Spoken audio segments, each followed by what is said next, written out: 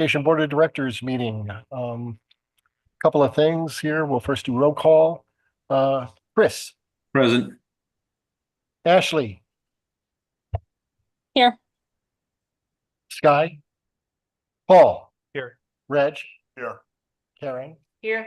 Mike. Here. Oh, we got one bad one. Colin, Here. and I'm here. So everybody's here. Excuse me. I'm sorry. Sorry about that. Eric, Here. it's Mike's microphone threw me off. My apologies, sir. Thank you for being here, Eric. Okay, next, a little bit about the audio. Our normal microphones are not working, so we're working on rentals here tonight. So the audio is a little bit different here in the room, and I'm sure it will be a little different online. Nonetheless, we will persevere. Just a reminder for all of my fellow board members, make sure you hit the speak button so that we can at least be heard. As this is being recorded. Moving on to that, yes, we are live streaming on YouTube right now, as well as holding this meeting here at Columbia Association. It's a hybrid meeting. We have both residents and board members online participating virtually and people in the room here. For those of you in the room, if you have a device, please silence it or turn it off. Given our audio conditions here, I want to make sure that folks can be heard and not interrupted by rings or beeps. Similarly, if you're online, mute your mics if you're not speaking, so we can limit the amount of background noise. Let's see. Next is announcement of closed and special meetings. We had one closed meeting to report, January 23rd, 2025, the Risk Management Committee meeting. Members present: Sean McGinnis, Ashley Vaughn, Sky Anderson, Susan Krabby, James Hamilton, and Mike Galibersuch joined the meeting after the meeting had started. The meeting was closed for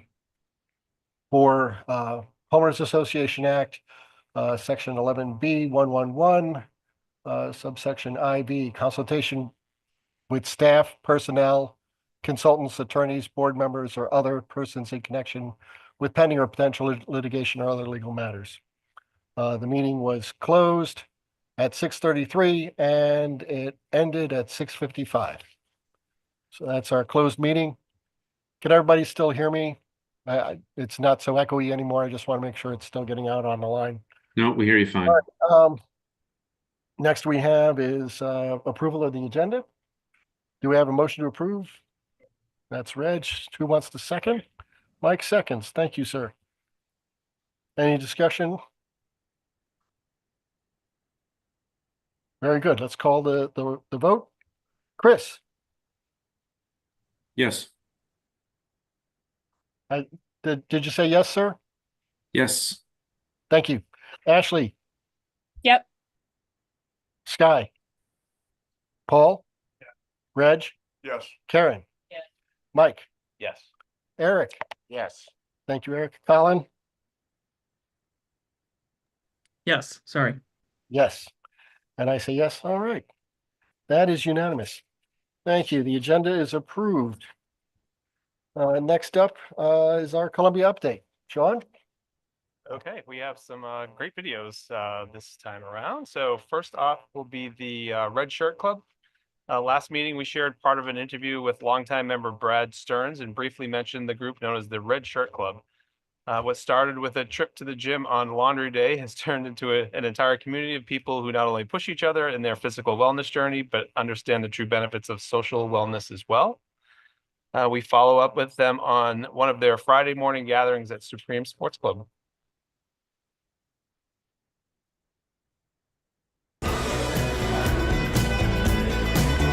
It's good to see you. Thanks for showing up. Red Shirt Friday started maybe about a year and a half ago. Would love to have a great story other than Laundry Day coincided with my favorite color being red, so I started to wear red on Friday. Now we're near like 40, 50 people. It's spread out to each of the gyms on Friday when they were doing the construction down here, so it's just great to have this camaraderie.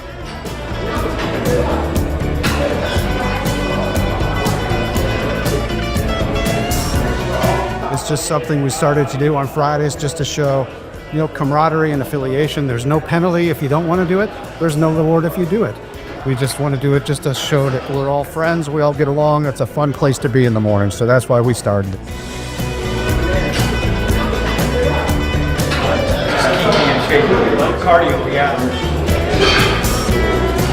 It's really kind of multi-generational friendships that really have brought us together. All for the Color Red on Friday. We see each other here every week, so it's been a great addition here at Supreme Sports Golf. It's all about inclusion. It's all about welcome, encouragement. It's all about helping everybody to be the best version of themselves that they can be.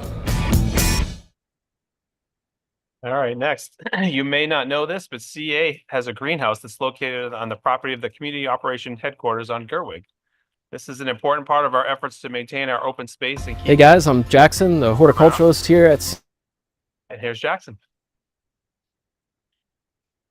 CA, and right now we are in our lovely greenhouse. This is where we overwinter all of our tropical plants, pot up things in the summertime, divide plants, start seeds.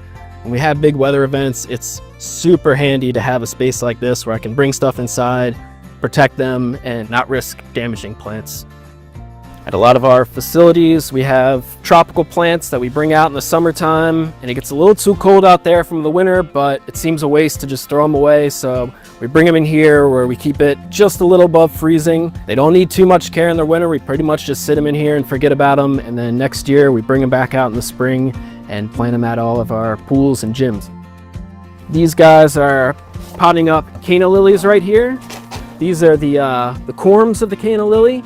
Once we dig these up in the fall, we get all the dirt off of them, wash them off real good. We just put them in some dry soil and they sit there all winter.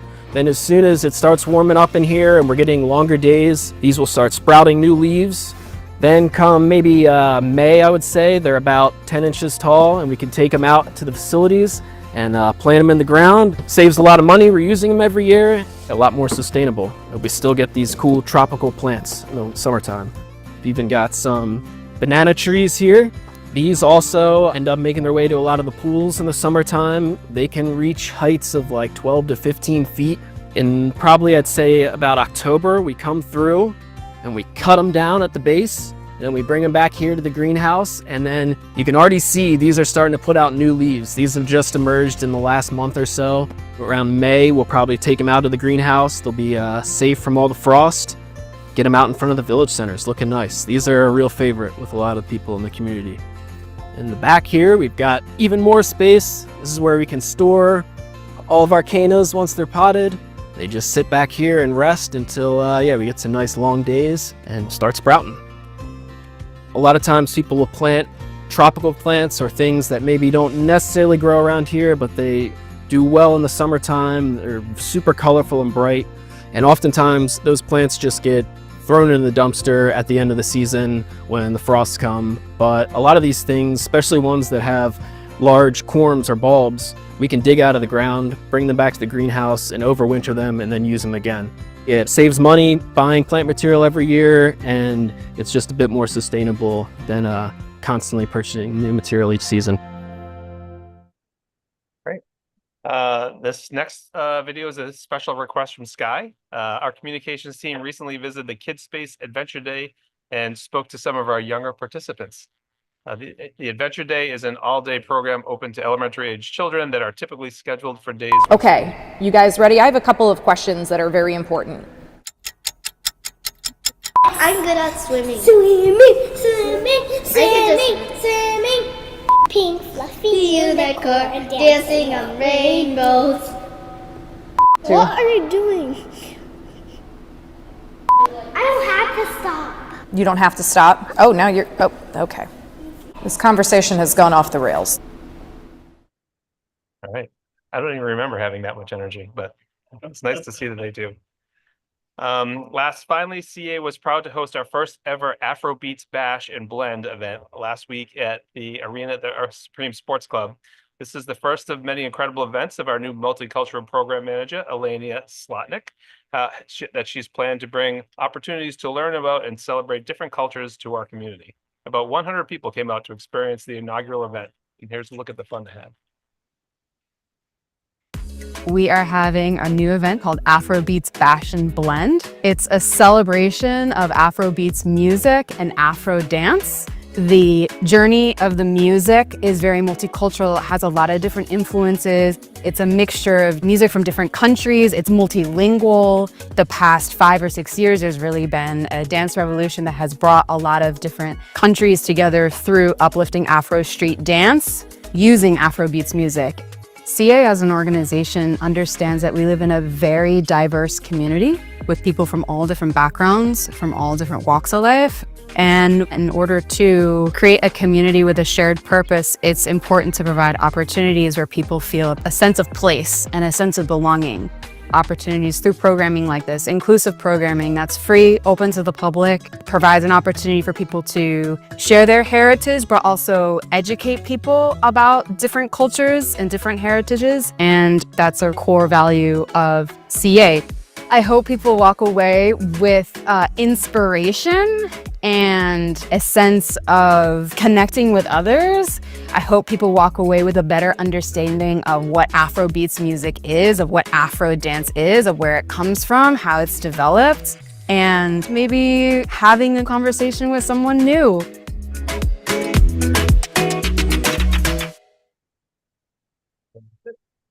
All right, thanks very much. Any comments from the board on their Columbia update or anything? Fantastic, all right. That brings us to resident speak out. Just a few ground rules for everybody. Resident speak out. Individuals will have 3 minutes. People representing organizations will have 5 minutes. I will call you in the order that is listed on my sign-up sheet here. I'll try and give everybody a heads up so that you're not starting from a standstill here. First up we have tonight, and I apologize, I'm going to do my best here, but please let me know how to pronounce this. Sue-Ann Batchelder is first, followed by Robert Dover, and then Ginny Thomas. Sue-Ann.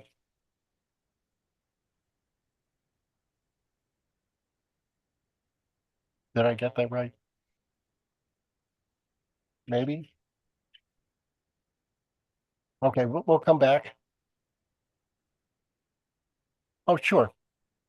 Michael Ebersuch is going to be our timekeeper tonight. He's going to help keep us on track today. So thank you for volunteering to do that, Mike. Mr. Robert Dover. And once again, Ginny Thomas, and then Lisa Kraus after that. Good evening.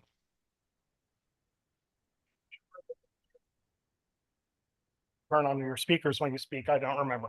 I'm sure many of you remember the staff's presentation on the Longfellow project last April. In that presentation, the staff explained that there's one and only one objective of stream restoration projects in CA, and that's stream stabilization and reduction of erosion. And the staff claimed that this objective had been met at Longfellow.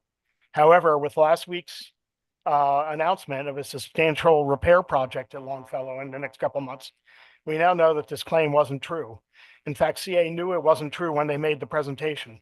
We know from emails that they were at the time engaged in discussions with the contractor about planning these repairs, even as they were telling you that the stream had already been stabilized. I'll paraphrase from page 89 of your own watershed management plan. Don't do large-scale stream restorations unless you have first reduced the amount of runoff coming from upstream. The reason for this recommendation is obvious. Because the degradation of the stream was caused by elevated runoff levels in the first place, any attempt to restore the stream without first reducing these runoff levels is doomed to failure. The erosion will just happen all over again.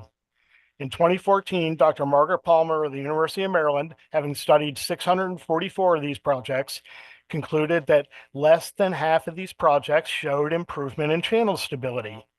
CA, however, continues to ignore this recommendation from their own watershed plan. Now at Longfellow, you have documentary proof in your own backyard that stream restoration does not work.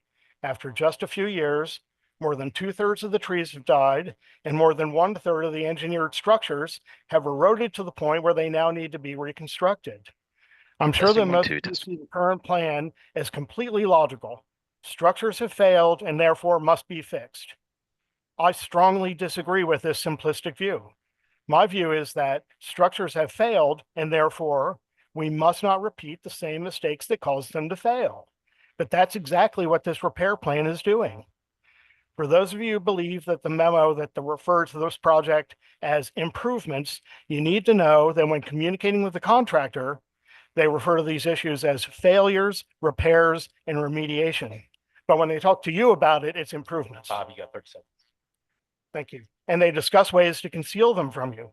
Don't be fooled. This isn't a minor project.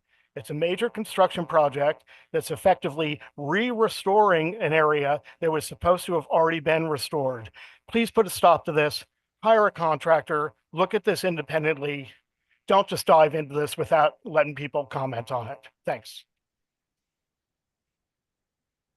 Bob, thanks for your comments tonight. So how does the board protect its open space in this particular instance? So we know that MDE and Army Corps of Engineers want to come and assess the situation. And Ecotone is proposing to make these repairs. How do we protect ourselves? When we talk about an independent, because what I'm concerned is that who's the independent person that we're going to get that we can trust? I know that's problematic, as you know, I can only speak from my own personal professional experience that I think this is a bad idea to do it. I don't think my speak out here tonight is going to make any difference. I think y'all are going to do it. But I just wanted to put on the record that I don't think it's a good idea. MDE and the Corps of Engineers do stream restorations. I can't stop that. Well, I hate to say it, I can stop that. And I've been working with a couple of people to try to stop that for a couple of years. And I think we've made some progress. But the best thing you can do to this stream is the same thing Doug Myers told you a couple of years ago here. Let it go. Protect adjacent properties if you have to, you know, if there's some that are threatened, protect infrastructure if you have to. But the rest of it, the best thing you can do is let it go. And I know you have contracts with SHA and permits and all that stuff. I only care about physically what's happening. I don't care about the permits and the contracts. But I know you have to worry about those. Right, thanks. I think Reg has a question for you. Yeah, hey, Bob. Quick question. I was actually going to ask you, what do we need to do if we have, an instance where a stream is in desperate need of repair or restoration? What should we do? What can we do? I think you kind of answered it, but can you just elaborate just a little bit more? Because I mean, there are those that will say, they'll look at a stream and say, yeah, we got to do something. We just can't allow it to be like that. Because we're the stewards of all the open space for this community. And then there are those that say, hey, look, if you cut down a tree, you touch anything, you go, where's that happy medium that we can look to? Well, there is no happy medium in hydrology, because if you mess with flowing water, it's going to go back and do what it wants anyway. And so, you know, it sounds, you know, like it's nice to try to find that happy medium, but it doesn't exist. As far as, you know, we know this, you know, the stream is in desperate need of repair. I simply don't agree with that. I think people came in here and messed with the stream 5 years ago. They shouldn't have. The watershed management plan said, don't do it. They did it anyway. The fastest way to a stable and healthy stream in this neighborhood is to let it go, and the stream will heal itself. Every time you go in there and start messing with it, you're starting from scratch. All right, thanks. Eric? So you suggested that we should let the stream go versus trying to repair it. So could you give us an idea of what the long-term impact of letting it go versus repairing it would be? Well, and that's why first I say you have to identify where there's going to be threats to infrastructure. You have to identify there's going to be threats to adjacent properties. Nobody's saying, you know, if there are, you know, imminent threats there, that you shouldn't fix those, and there are ways to do that. But the areas that are relatively far away from those things, let it go means if one of these structures is failing, let it fail. Let the water erode in one direction and deposit in another, and then leave it there. All right. All right. Reg, quick follow-up? Yeah. You keep mentioning that just to let it go. Is there ever a time when we need to jump in there and help the street? Any such thing that Infrastructure, adjacent properties, protecting things, number one. Number two, if you have first properly controlled the runoff that's coming into the area, then you can do some things. But if you haven't done those controls, and at Longfellow, that's not been done, at Elkhorn, it's not been done, it's eventually gonna happen anyway. Okay. All right, thanks so much, Bob. I appreciate it. Ginny is up next, followed by Lisa Kraus and then Eric Miller. Ginny, welcome back to the board. Thank you. Thanks, Bill. Hi, I have two concerns I would like to share with the board. The first one concerns, this is hard to use, this mic is really long. The first one concerns the school points program. I think you may be violating your 501c4 nonprofit status. I believe you may be discriminating against children whose families are lien payers. This is a partial list of children, families who I believe are being discriminated against because they are not eligible to participate. Children who go to a public school that doesn't participate. Example, Swansfield children who go to Clarksville schools. Children who have teachers who don't want to sign up for the program, too much work, etc. Children who attend non-public schools. Children who are homeschooled, children with language barriers, mental or physical issues.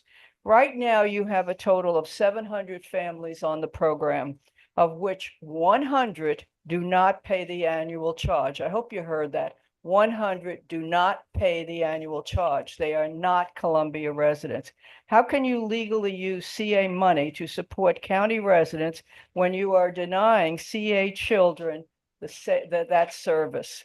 Enough. Using the hard-earned money of Columbia lien payers to support Howard County residents like the lakefront events. Grants to organizations, Reg raised this, who support residents in the county, but instead of just only Columbia. You raised this a couple of board meetings ago, etc. This, in my opinion, is a misuse of the annual tax dollars. The simple answer is to adopt Karen and Eric's idea to make outdoor pools, the swim center, and other facilities covered under the current play membership part of what the lien payer receives when they pay their annual charge. Second issue, I hope the board will vote in public on the village management contract. Enough with the closed meetings. The last contract with our villages and the CA board, when I was on it, was handled in a public meeting. And it had a task force consisting of village managers, etc. The third thing is also don't accept land from a developer without asking, what will it cost CA lien payers to maintain it? Is it worth it? Did I make it? Exactly. Thank you. Oh, thanks very much, Ginny. Okay. I appreciate it. Any questions for Ginny? Ginny? Hey, oh, yep. Sky has a question, and then Ashley has a question. Great. Sky? Ginny, this is at least the second time you've talked about the points program and the number of students that I guess are not eligible for. Could you give us the number of students you said that live in Swansfield and go to Clarksville? Or I didn't catch all the categories, but I'd like to know the numbers and if they are really, really large or if it was just one or two families. Could I have a copy of your testimony? Yes to the last question. The first question, I think that's up to your staff to come up with because one, they would have to say how many children. So you don't know the numbers. I don't think that's, may I finish? I don't think that's my job. And when we're saying 700 families are getting it, 600 are only CA lien, 100 aren't. You need to really think a lot about why you're allowing your money, our money, to go to Howard County residents when we're already being taxed. Okay. I'm talking about the numbers of students. Yeah. You mentioned categories without how many are in each category, so we don't know. Well, I think the issue is not the relevance of how many. They are not eligible at all because they were redistricted into a Clarksville school. So I don't know how many kids, and that changes yearly. But the point is, they're not eligible is the point I'm making. You don't even have them eligible. So I don't know how many kids are homeschooled. You can figure that out. How many are attending public schools? You just have to find out how many kids are in Columbia? How many families? I think somebody said about 30,000 or something. And then you subtract the 600 and you come up with a figure. It's not complicated. All right, I think it's enormous if you really, if you want to do it, it's enormous and you are not carrying out, you're discriminating against all these people. It's a no-brainer. all right, thank you. Just a quick note here. We'll get to Ashley and then Eric. I'll get to your question also. Sky, Ginny, if we can try and refrain from talking over each other, I'd Sure. appreciate it. Thank you. Thank you. Ashley, your question? Great. Can you guys hear me okay? Yes. Awesome. Wonderful. So Jenny, the program has been around since 2001, and as I'm sure you're aware, it has expanded since it was first established. I'm more so curious what it is that has you so passionate about it at these past two meetings, but not for the almost decade that you served on the board. Because when we were both on the board, I don't recall you having any issue with the points program. I think when we were on the board, they kept saying they were going to expand it. My concern is it obviously, the more you look at it, it discriminates, and that should be your concern as a current board member. I don't think you should be trying to put the blame on past board members, including yourself at that point. It's what are you going to do as a leader and as somebody that should be fiscally responsible for the lien payers' taxes. And my sense is you're missing the point of your lien payers are paying to support Howard County residents to get a service that your people are not getting. What am I missing with the understanding of that? I'm certainly not talking about blame. I'm just curious why you weren't interested in it for almost the decade that you were on the board, but now you are very interested. I think that's projecting. It's an irrelevant question. I think the point is it an issue now? Yes, it is. And what are you going to do about it? I don't think that's the way to deal with the issue, with all due respect, Ashley. I think Okay. you're avoiding it. All right, thanks. Eric? Actually, next question. So to give you an idea of the scope, the entire village of River Hill, except for the 4 polygons that go to Swansfield, and only Swansfield, would be ineligible. So only the 4 polygons at the elementary school level would be eligible for the points program. The rest of River Hill would be ineligible. So pretty much the point program would exclude almost all of River Hill. Yeah, so that gives you some idea of the scope. And it's not just River Hill. There's obviously anyone living in Swansville going to Parksville schools would be excluded. Anyone going to a school that doesn't participate would also be excluded. Okay, all right, thank you. Karen? Thank you. Oh, Yeah, I just want to elaborate on what you said. So what you're saying is kids who are homeschooled, kids who go to private school, kids who don't attend a school on Columbia property, none of them are eligible. But we're allowing kids who don't live in Columbia to be eligible, when that really, if we wanted somebody to subsidize those kids, it really should be the county. absolutely. 100 families is something that you should be asking yourself why. You also, I gave examples of the lakefront and other things, the grant that you're giving to an organization that will provide for the county people as well as that. Is that your responsibility as a CA board member to be fiscally responsible with the lien money? It's going up all the time. People are getting increasingly upset about the amount of assessment. So why are you not taking care of your own, but you're more than willing to take care of county residents, which CA taxpayers are already paying towards that? Yes. All right, thank you, Ginny. Thank you. I had one quick question, that 100 child number, could you give me the source for that? Families, yes, October 2023 in your book. 10, 20, It's in your budget book. But again, you have staff here. If you don't like what I'm saying, you have staff that should be able to approve or disapprove of what I'm saying. Yeah, I will follow up with staff also. Thank you for the recommendation. I just wanted to hear from you where the source is from. So Okay. I appreciate it. Thank you for your time No, tonight. thank you. Thank you all. All right. Lisa Kraus is up next, then Eric Miller, then Kevin Bruning. Lisa?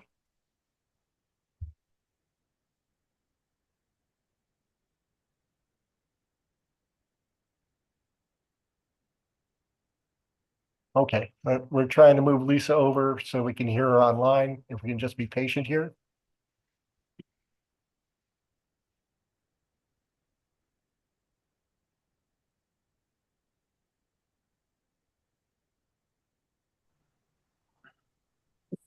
Okay. Can you hear me? Yes, yes. Hi, Lisa. Thank you for being with us. Okay. My speaker is not working, it says. Can you hear me? Yes, Can the board hear me? yes. Yes. Yes. Can you hear us? Okay, I cannot hear them. Does my speaker?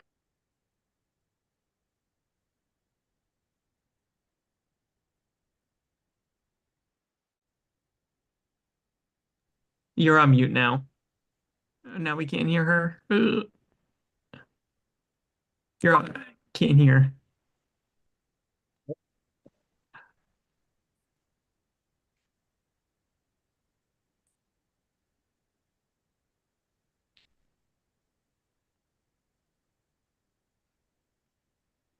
We'll be patient. It's okay.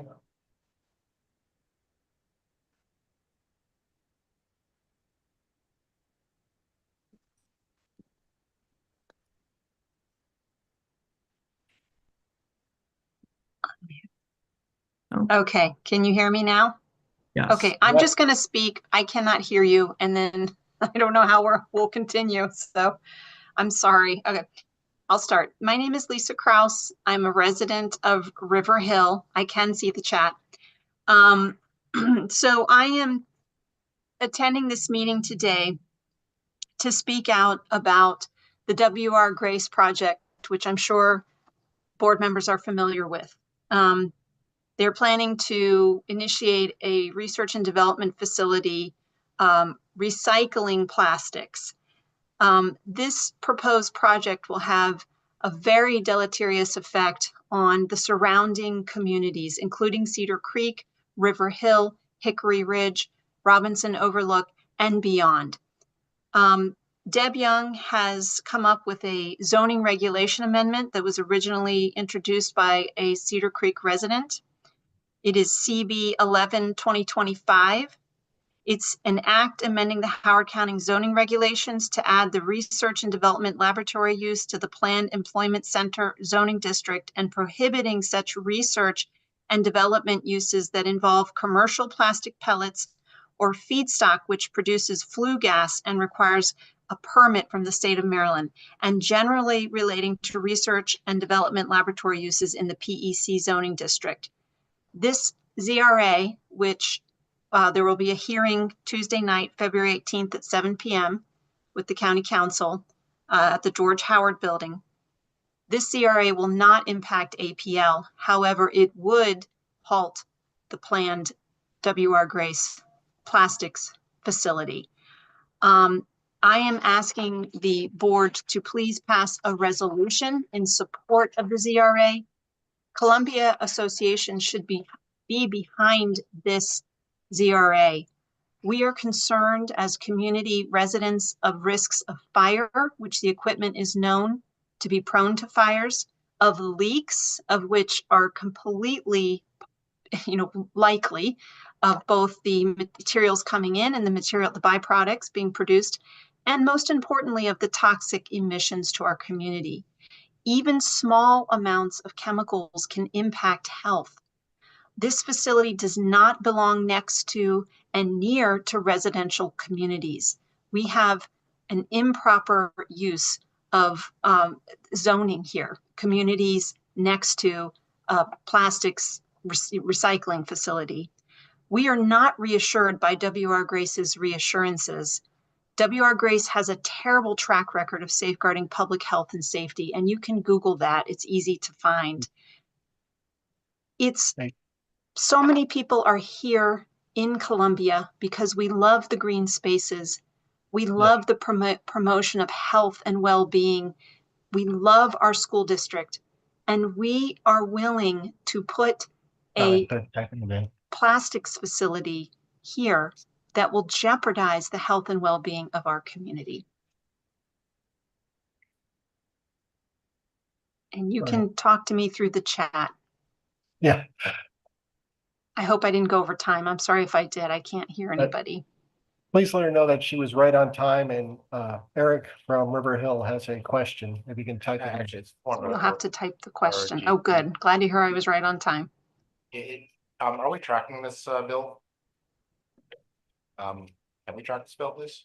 Okay. I think we can address this in the balance of our meeting. Let's let the residents speak during residents speak. So the request is that we would like the CA board to pass a resolution in support of the ZRA. All right. All right. Well, I'm sorry that Lisa can't hear us, but thank you for your comments tonight. And Eric will take that up later during the meeting here, okay? Eric Miller is next. Thank you. Hi there, Eric. Thank you. Kevin, and then Sharon Boyes. Hi folks. I'm really here I'm just speaking about the WR Grace point as well. Basically just reemphasizing what Lisa had just said. I'm also strongly opposed to the project, especially considering how, especially in the area, the whole neighborhood that's right next to where this was recently built. There are many people who moved to this area just in the past several years that had no idea that this was coming, and it just seems deceptive since WR Grace owned that land to have it fully developed, have people moving in, and now suddenly are making this potentially dangerous change to the local air to the air quality right in people's backyards. So again, I would hope that the board here would take a strong stance on it and work with the county council to pass this new zoning regulation to put a stop to this. I think it's in the best interest of our community long term. So, yeah. All right, great. Thank you for your comments. Is there anyone on the board that Sky? Eric, we have a question for you if you can come back up. I gather from the conversation tonight that Deb Young is against the WR Grace plans, and did you say the rest of the county council was, or how did that? No, I'm just encouraging you just to speak with others about it. Just because the zoning board is coming up with this news. I think it's CB 11 2025. I think it's ZRA CB 11 2025 that's coming up that would change the zoning law to not allow it. I would just encourage the association to take a strong stance in favor of that. All right, thank you. Anything else? Very good. Thank you very much for coming out tonight. Kevin, and then Sharon, and then Jake Burdett. Good evening, everybody. Can you hear me there? All right, perfect. Kevin, we can hear you. Can you hear us? I can hear you. Excellent. Thank you Great. for allowing me to speak tonight. Good evening, Chairman Santos and members of the Columbia Council. I'm traveling at this time, but I thought this topic important enough to attend to make comments tonight. I'm Kevin Bruning, chairperson of the River Hill Community Association. I'm here tonight representing my village. I am not presenting tonight on behalf of my employer. I want to thank everyone on the Columbia Council for your commitment to community service and the time and effort that you put in. I know it's a lot of hard work, and it's greatly appreciated that we have leaders like yourselves that care so much about our community. So, but I did want to bring up something that's recently developed with Columbia Association over the last few weeks. And that is, I was deeply concerned to learn that Columbia Association has proposed to take control of our community buildings in the villages. I hope this is an idea and it just remains an idea. These buildings are currently managed by the villages and provide an important source of income.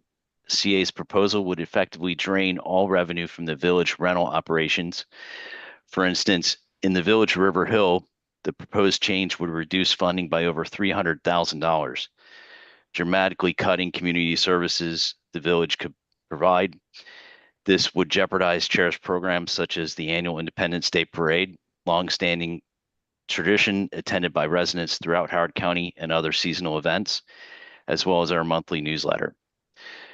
The community services foster a sense of belonging and collaboration, empowering residents to actively contribute to the well-being and vibrancy of their community. Without the active participation of residents, the Village of Columbia risks losing their unique character and the sense of community, turning it into nothing more than generic urban sprawl. Community engagement is essential for creating a vibrant, connected, and thriving neighborhood where people take pride in their surroundings and work together to improve their quality of life. CA Charter reinforces this concept throughout the document, from the creation of a nonprofit civic association that is Affect the Villages. As many of you are aware, the villages are in a 1-year extension of a 5-year contract with CA. The process of village contract negotiations began in March of 2024, approximately a year ago, with the decision to extend the current contract for an additional year so that the incoming CEO could negotiate the contracts. In the summer of 2024, 2 proposed contracts similar to the previous 5-year contract, divided between the charge share agreement and the facilities agreement, were disseminated to the villages. The village managers revised the contract and submitted their markup to CA on October 10th, 2024. I'm asking everybody here, how many of you have seen the village's version of the contract? The October 10th submission was well ahead of the November draft budget. In the draft budget, CA proposed village funding of $3.725 million, a mere 1.6 increase from last year's proposed budget. The silence since October, to me, is concerning. Is it CA's intent to fund the villages at that level for 2026 fiscal year? In 2019, CA funded the villages, with villages receiving, fiscal year 2019 that is, with the villages receiving 8.3% of the CA assessment. However, in 2025, that percentage dropped to 7.5%, but it had been dropping fiscal year after fiscal year after fiscal year, and it remains unclear of what the charge share amount will be for the villages moving forward. I reiterate the most important point of what all 10 villages have asked for and agreed upon are, 1, that the village contracts should allow for multi-year funding, and fiscal year 2026 should be based on 2019 funding levels on a percentage basis. That's the 8.3%. So here's my observations as a chair. Since 2019, this has been the death of 1,000 cuts.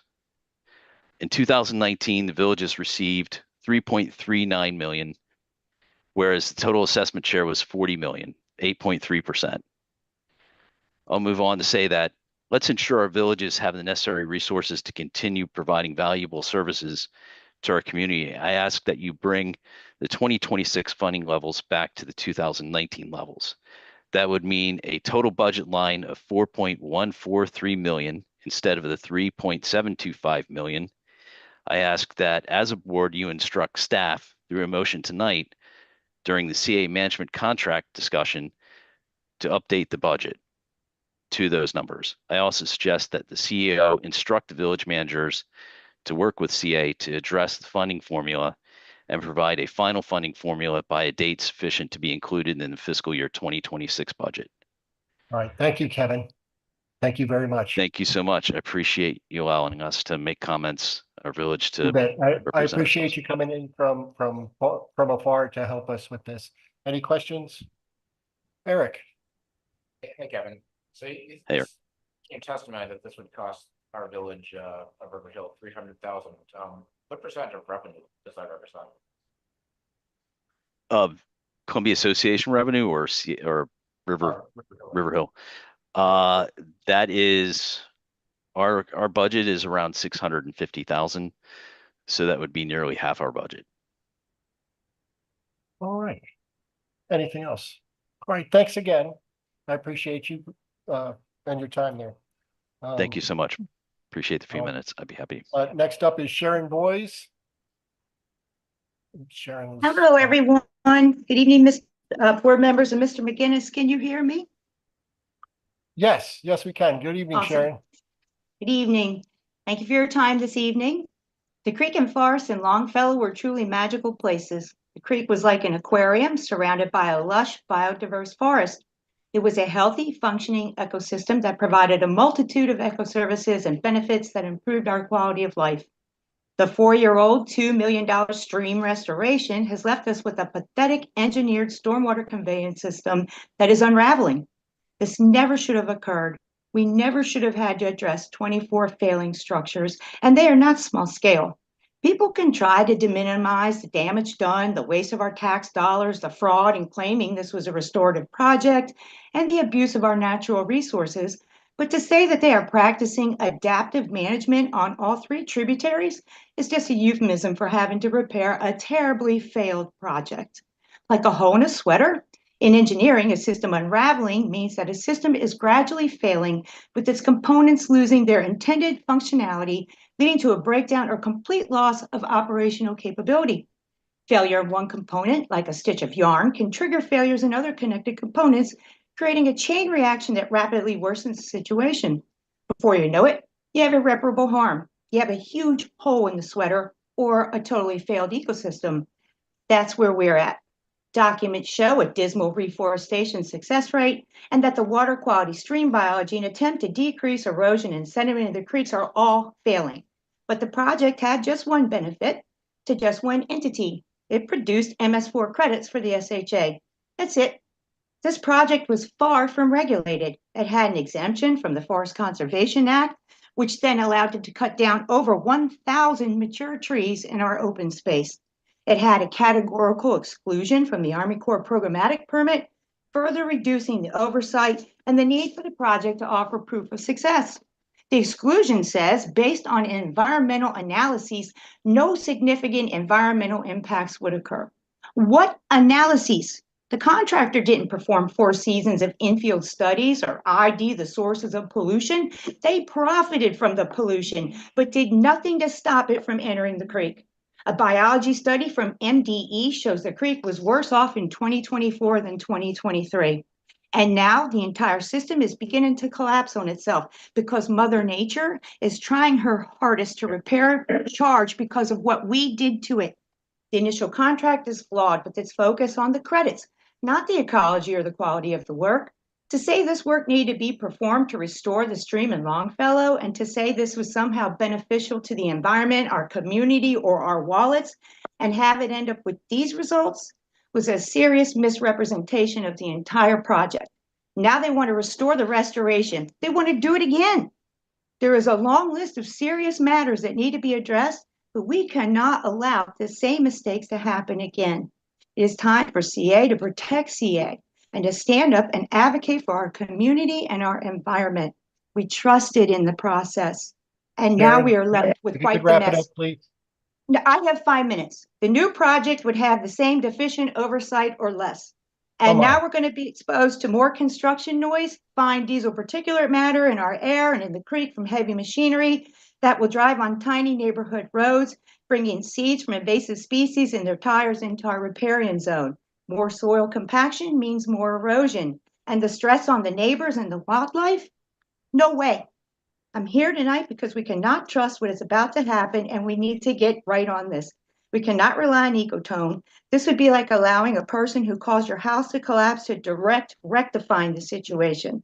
Besides our community experts, we need an opinion from an outside watershed expert, someone without financial ties to this project or other conflicts of interest.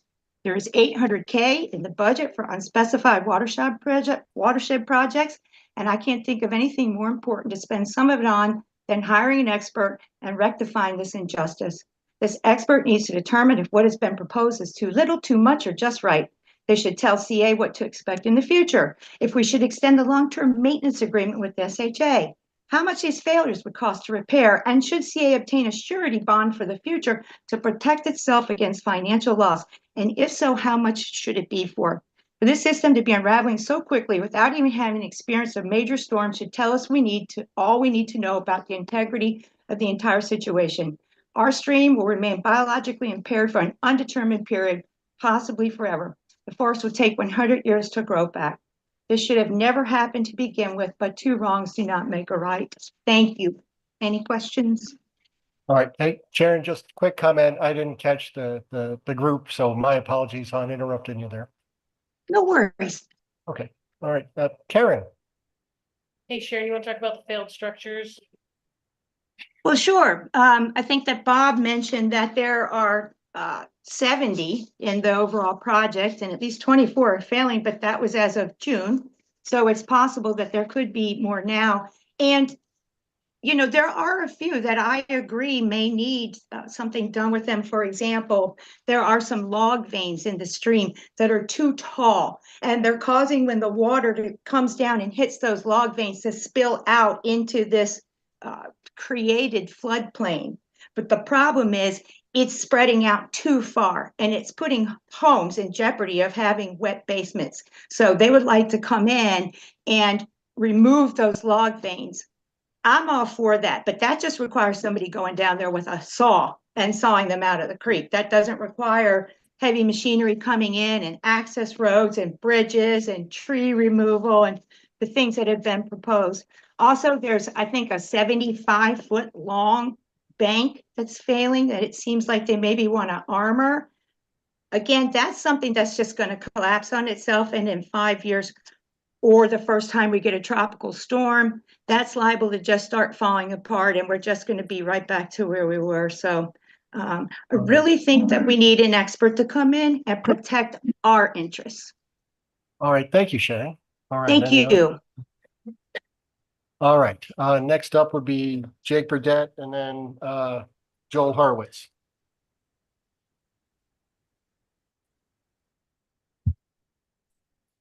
Good evening, members of the Columbia Association Board of Directors. My name is Jake Burdette. I'm the co-chair of Our Revolution Howard County, and I'm here to testify on some major issues causing serious concerns for many community members. But the common thread linking all of these issues together is the undue influence of private corporate money and actors in Howard County and Columbia, including in the Columbia Association. One such example, as others have spoken about already, is the recently proposed chemical recycling plant by W.R. Grace right next to the River Hill Village, and also not too far from the villages of Hickory Ridge and King's Contrivance either. Without boring everyone with the nitty-gritty science details, chemical recycling is a controversial and dangerous process that involves heating plastics at extremely high temperatures in order to produce energy, which many states, including Maryland now, are considering banning outright. At the very least, if chemical recycling is not banned altogether, it at least should not be allowed within 200 yards of community, which is what's happening with this current W.R. Grace proposal. And River Hill and other residents are not being overly alarmist with their concerns. Yes, there's very good reason to be skeptical of not only the sketchy chemical recycling industry as a whole that W.R. Grace is trying to become a part of, but also of W.R. Grace itself, given their terrible track record. W.R. Grace has a history of poisoning not just one, but two entire towns in America through their irresponsible and unsafe chemical practices. In fact, W.R. Grace's mass poisoning of the town of Woburn, Massachusetts was so infamous that a 1998 movie called A Civil Action was made about it, starring John Travolta. So I think we all have to ask ourselves, as Columbia residents, do we want Columbia to become the next Woburn, Massachusetts? Do we want movies being made in the future about some major contamination that W.R. Grace was responsible for in our community? I would certainly hope that the answers to these questions are no.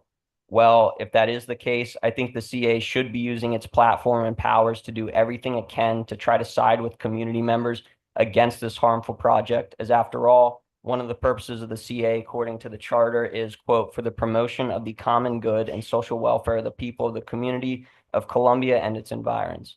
With that being said, the CA Board of Directors has an opportunity to do just that this upcoming Tuesday or tonight by passing a resolution in support of CB 11-2025, the zoning regulation amendment filed by community members, which would effectively stop this project from moving forward. And I hope that you all use your powerful voice to do just that. But my fear is that you will not. I fear this because there are many instances where the CA board fails to speak up in the face of inappropriate corporate influence in Columbia. The stream restoration projects are just another example. But the most recent example was the CA board's deafening silence when it came to notorious billionaire and Jeffrey Epstein associate Bill Ackman's very public strong-arm attempt to try to force a takeover of Columbia. Many Columbia residents are very up in arms about this, and I'm wondering why it's crickets from the CA board. Okay, Sky.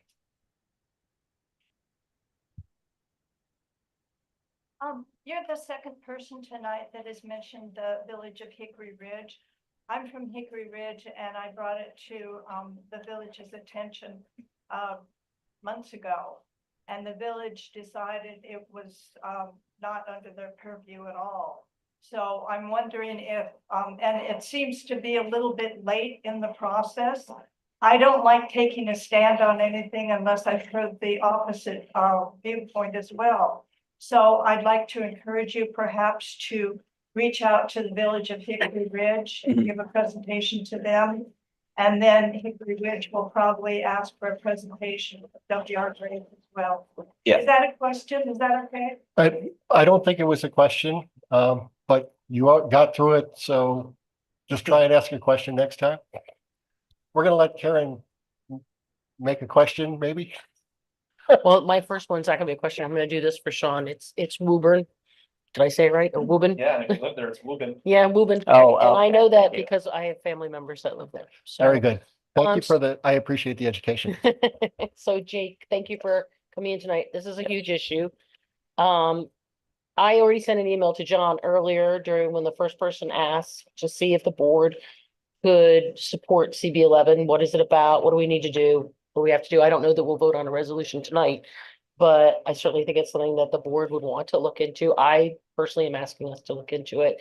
Do you know can you tell us again when the hearing is for CB11? Yeah. So, and to address what Scott said, it is absolutely not too late in the process. I wouldn't be wasting my time coming here to talk about this if it was too late and there's no way for you all to have an influence on this. But even if this ZRA doesn't pass, there's still other opportunities for you to have an influence. But this is the biggest opportunity right now to have a very positive impact. And yes, the hearing is this upcoming Tuesday. And so I would suggest, you can't guarantee that something passes, but I would suggest at least raising it for a vote tonight, because if you wait 2 weeks for your next meeting, I guess it wouldn't be too late at that point because it will still need to have a vote. It's just the hearing that's on Tuesday. But, having a vote tonight would really make a positive impact, and at the very least, before the vote happens. Eric. So at the end of your testimony, you mentioned something about the takeover of Columbia. Bill Ackman. Could you elaborate on that? I mean, Yes. It just seems kind of So, generic. yeah, What's so going on? perhaps, and yeah, it sounded like you were going to give me 5 minutes. I wish I would have wrote more longer on that. I was writing for 3, but my apologies there. But yeah, so I figured maybe you all had known about it because the CA board, or at least a representative of the CA board, was quoted in the Baltimore Banner about this, or at least was quoted as, I think, not having a comment, which is part of my concerns. But basically, it was in the Baltimore Banner. This notorious billionaire political super donor, traditionally to the Democratic Party, but during this last election cycle, he flipped and was a big vocal Trump supporter, endorsed him. But he has a history of and he's a private he's a equity fund, hedge fund, private equity investor. That's where his billions of dollars come from. I think people probably know that industry is notorious for just buying assets and then draining it for all that it's worth and then selling it once it's not worth anything. And this guy, he is, very influential, and not in a good way, because again, he is a super donor to both political parties. And so for a long time, he was the chairperson of Howard Hughes Holdings, but he wasn't a majority shareholder. His equity, his hedge fund, Pershing, they weren't a majority shareholder, but they did have a significant amount of the stocks. But just in the last month or so, and this is what was reported in the Baltimore Banner, he put out what many are interpreting as basically a public strong arm attempt to Howard Hughes Corporation, sent them a publicized letter that was in the Baltimore Banner saying, my hedge fund and myself are not happy with the stock prices of Howard Hughes Corporation, and so to ameliorate that, we're proposing that my hedge fund invest $1 billion into buying Howard Hughes Corporation stock to increase the value of the stock, which would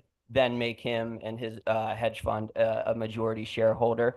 So that was his proposal, was invest $1 billion to increase the stock prices and to make him a majority shareholder. And in return, Howard Hughes Corporation was supposed to invest $500 million of their own money into the stock to also increase it. But yeah, this would make him a majority shareholder.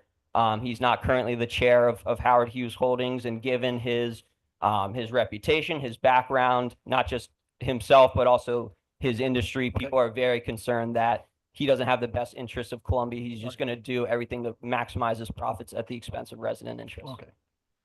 Just a quick comment, Jake. I think you got your 2 minutes back there for sure. Thank so. you. Yeah. Appreciate Eric, that. quick follow-up Yeah, and then, just to follow up, so you talked a lot about stock prices, but what's the impact on Columbia? The impact in Columbia, well, luckily, because the purchase hasn't gone through yet, there has been no interest. But do you think that he would invest $1 billion if he wasn't expecting to take actions to make returns on those investments? Just asking what's the impact on? Yes. So if he does that, the plans for his returns on investment is everything else, what private equity does with everything else that they buy. He's going to push for candidates that in local government, potentially in CA, but at the very least in local government, but potentially in CA as well, who are in favor of zoning deregulation that's going to allow him to develop Columbia, and especially downtown Columbia, in a way that allows him to build as many units as possible for as expensive of a price as possible. And so that would entail deregulating things like APFO and our infrastructure regulations, and also eliminating any sort of affordable housing requirements that we have, so that and no rent stabilization, so that rents can be increased, and that would absolutely negatively impact Columbia residents. all right, thank you, Jake. Right. That's it. Thanks so much. All right. We're going to finish up with Joel Hurwitz. Joel?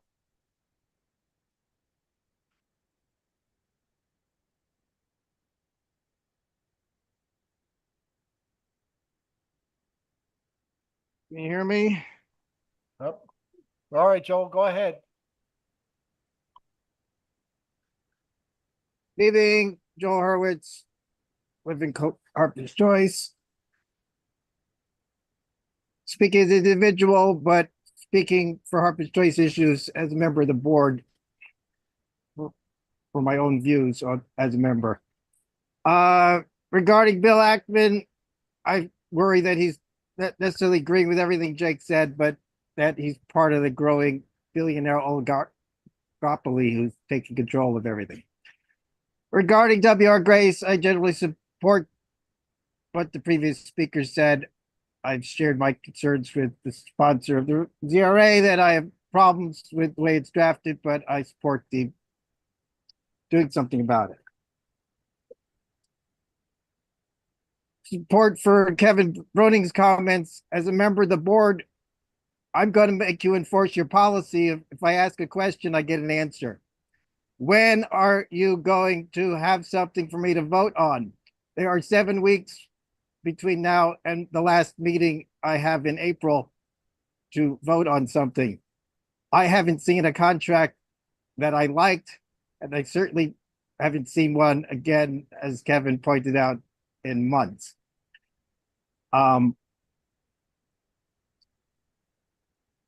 The presentation of taking control of villages has got so many fundamental flaws and operational issues that haven't been explained. But one of them, an option 2, is not a feasible thing in Harper's Choice, because we leased one of the neighborhood centers to a co-op daycare. I am not running my organization off of the backs of a nonprofit co-op.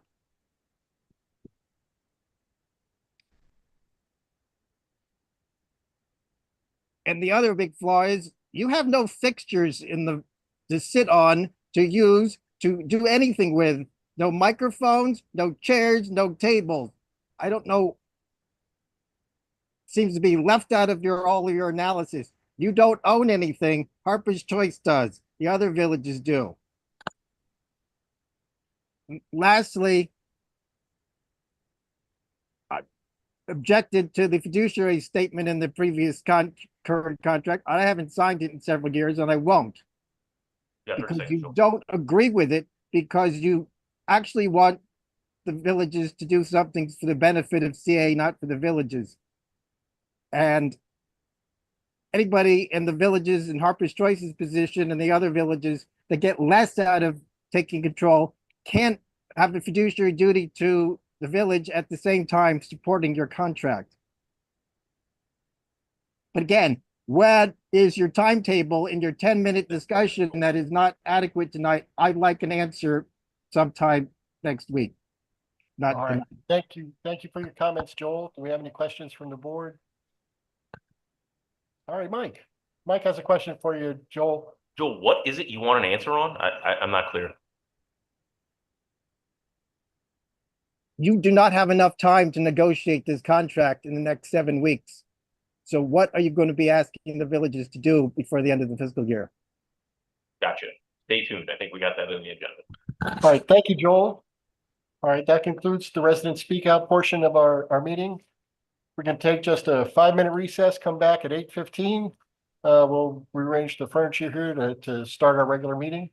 5-minute recess, everybody. Thank you.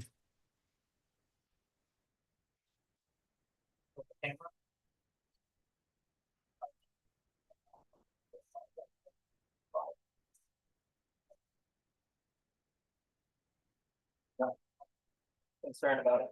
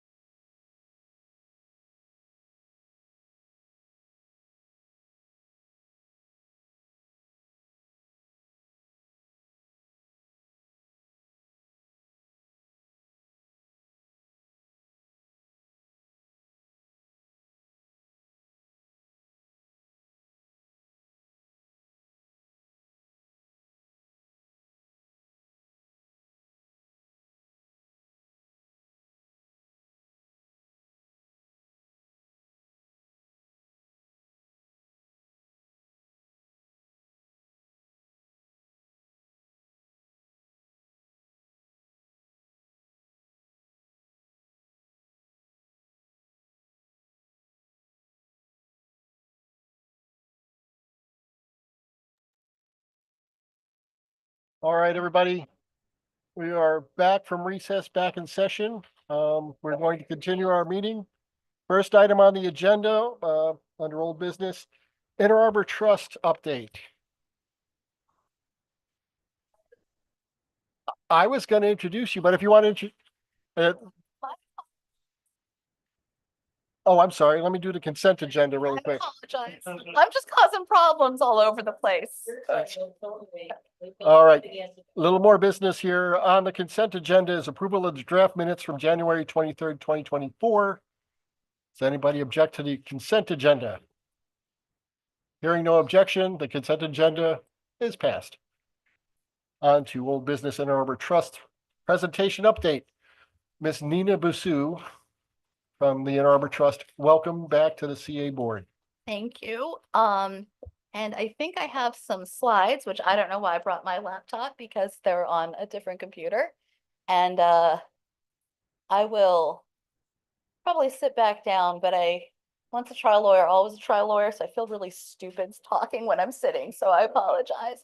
I also apologize for those of you who know me, which is most of you.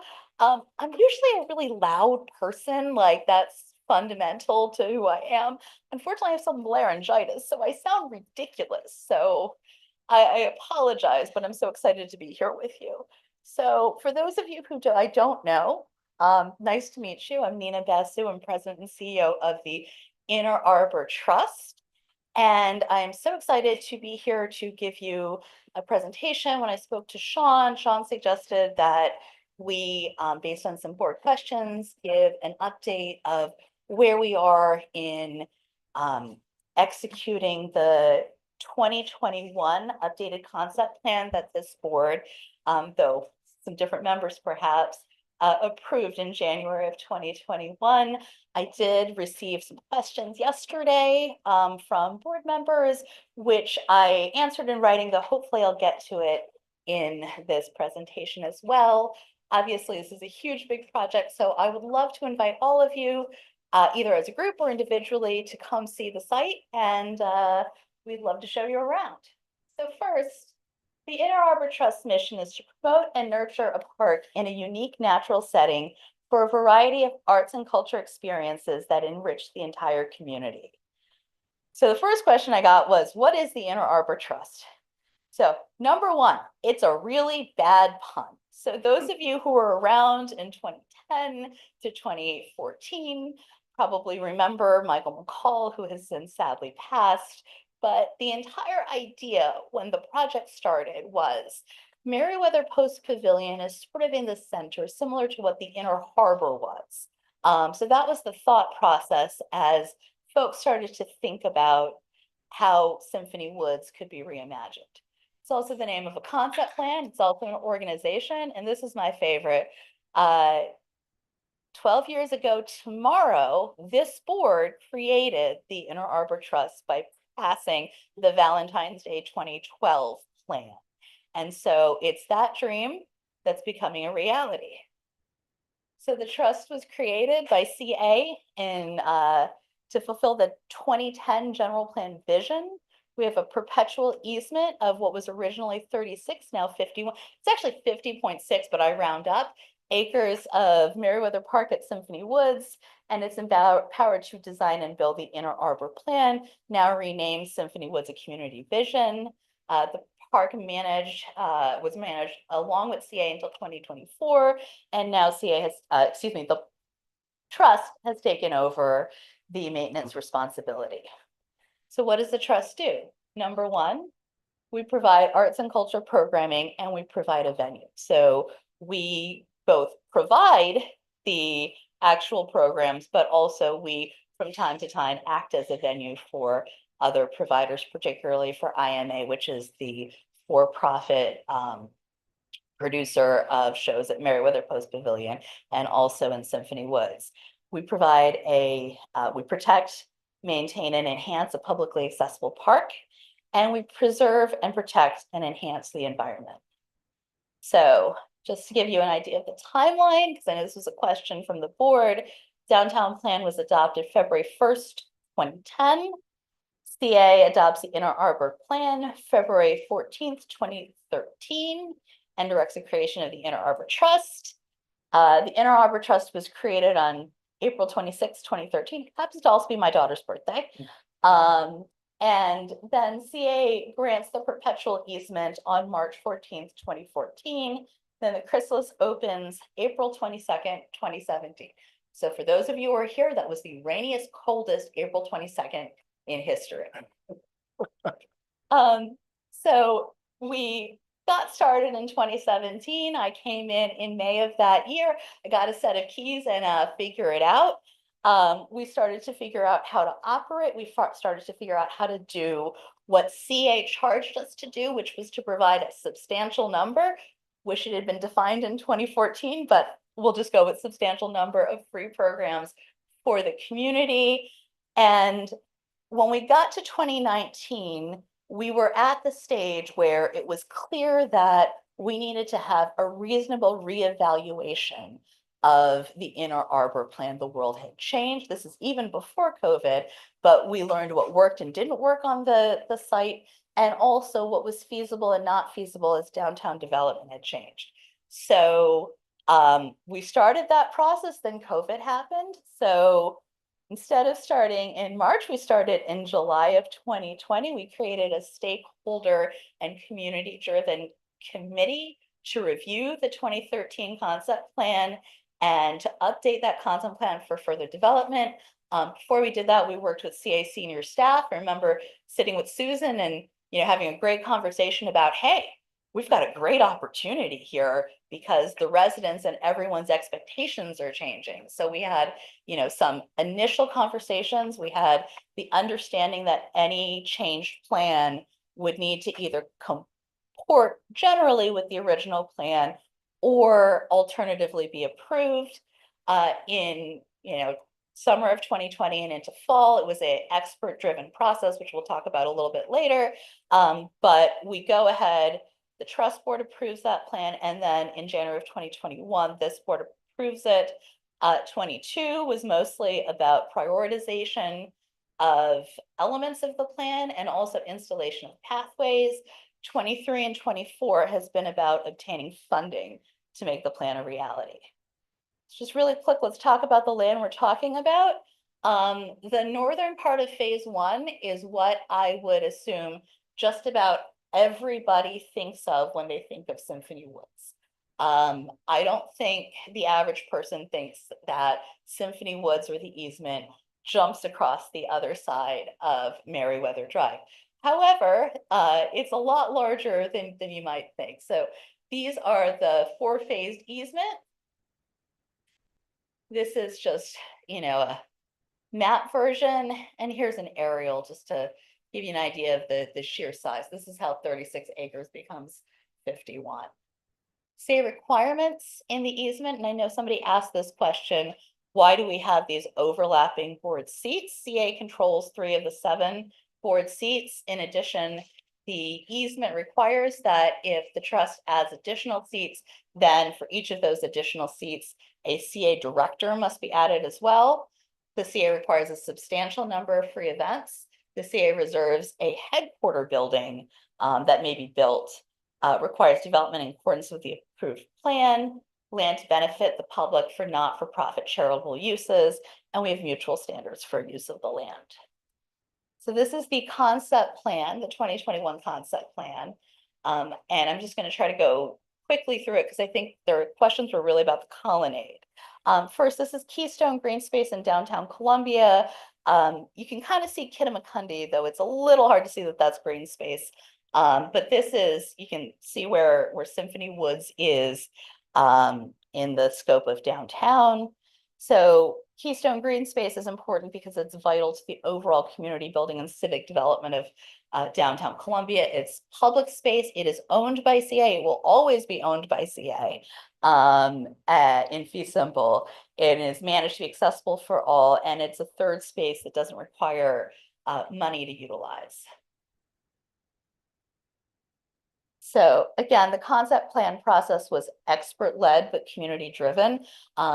We never got into a situation, much to perhaps some community members weren't thrilled with it, where we gave everybody a box of colored pencils and said, here, draw your park.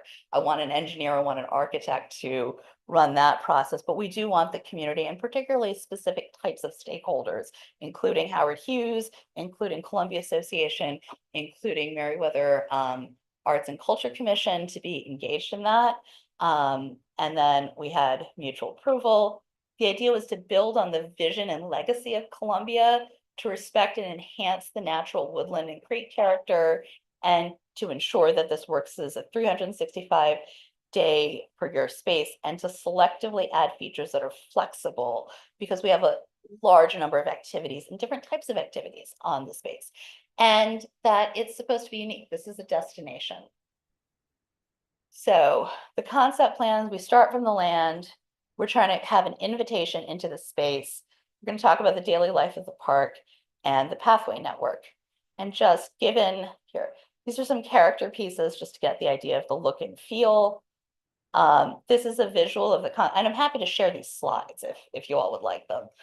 This is a visual of the concept plan. And you have the entryways. A lot of these entryways, this is the long-term plan. As other pieces of downtown Columbia get developed, we will start building in those entryways. I'm certainly not going to build in an entryway to nowhere. These are the major and secondary gateways to the space. This is what the Northeast Gateway will look like in time. This is what the Southern Gateway will look like in time. Jeremy and I have spent a lot of time on the Red Bridge, which gives me a lot of heartburn, and I think until March 14th of last year gave you a lot of heartburn, right, Jeremy? So, yes. I don't want to interrupt your role because you're doing well, but you have that pathway that sneaks underneath your bridge. Is that Correct. existing or is that So proposed? that's a very good question, Bill. So the idea is that we would at some point hope that the current bridge, the Red Bridge, which is not in a great condition, would be replaced. You'd have 2 levels. This, of course, is well after that area is more significantly developed. 2 levels to be able to keep people flowing through the space and flowing through downtown, but also accessing MPP. Thank you. So these are the western terraces right now. I think those of you who have been on the site know that these are a little torn up. They don't quite look this nice yet, but we're hoping that we can take the areas that are currently paved and reimagine them in a better way. These are some of the images of the western terraces. One of the other pieces is edging. Part of it is planting, some of which has already been planted over the last 3 years, but also something that tells people as they enter the space, they're not on MPP's front lawn, they're not on some random piece of property. They are in Columbia's downtown park. They are in Meriwether Park at Symphony Woods. They're in this crown jewel that is here for this community. So I did want to talk at greater length about the ridge line or the colonnade. This is the piece that I think you were speaking about in your last meeting. This is one of the pieces that is funded and is on a high priority for the trust. Our expectation is that we will, assuming everything works with planning and zoning and permitting, that we are able to build the first piece of it, which is the pathway, not very sexy, but very important. So for those of you who have been to the space, the current state of the fence line is not very attractive. It's not in good repair. It's kind of junky. So one of the pieces is new fencing. And to make this useful and to have features, right now it's kind of a cow path. I think that's probably a fair way of saying it, Jeremy, because a lot of people like to walk on that. But let's pave over properly where things are and also create this opportunity for use and for art. The colonnade is a covered walkway. It also has a pervious asphalt path next to it, as well as a thrust stage. One of the challenges of the Chrysalis, it is a very large, expensive stage to turn on.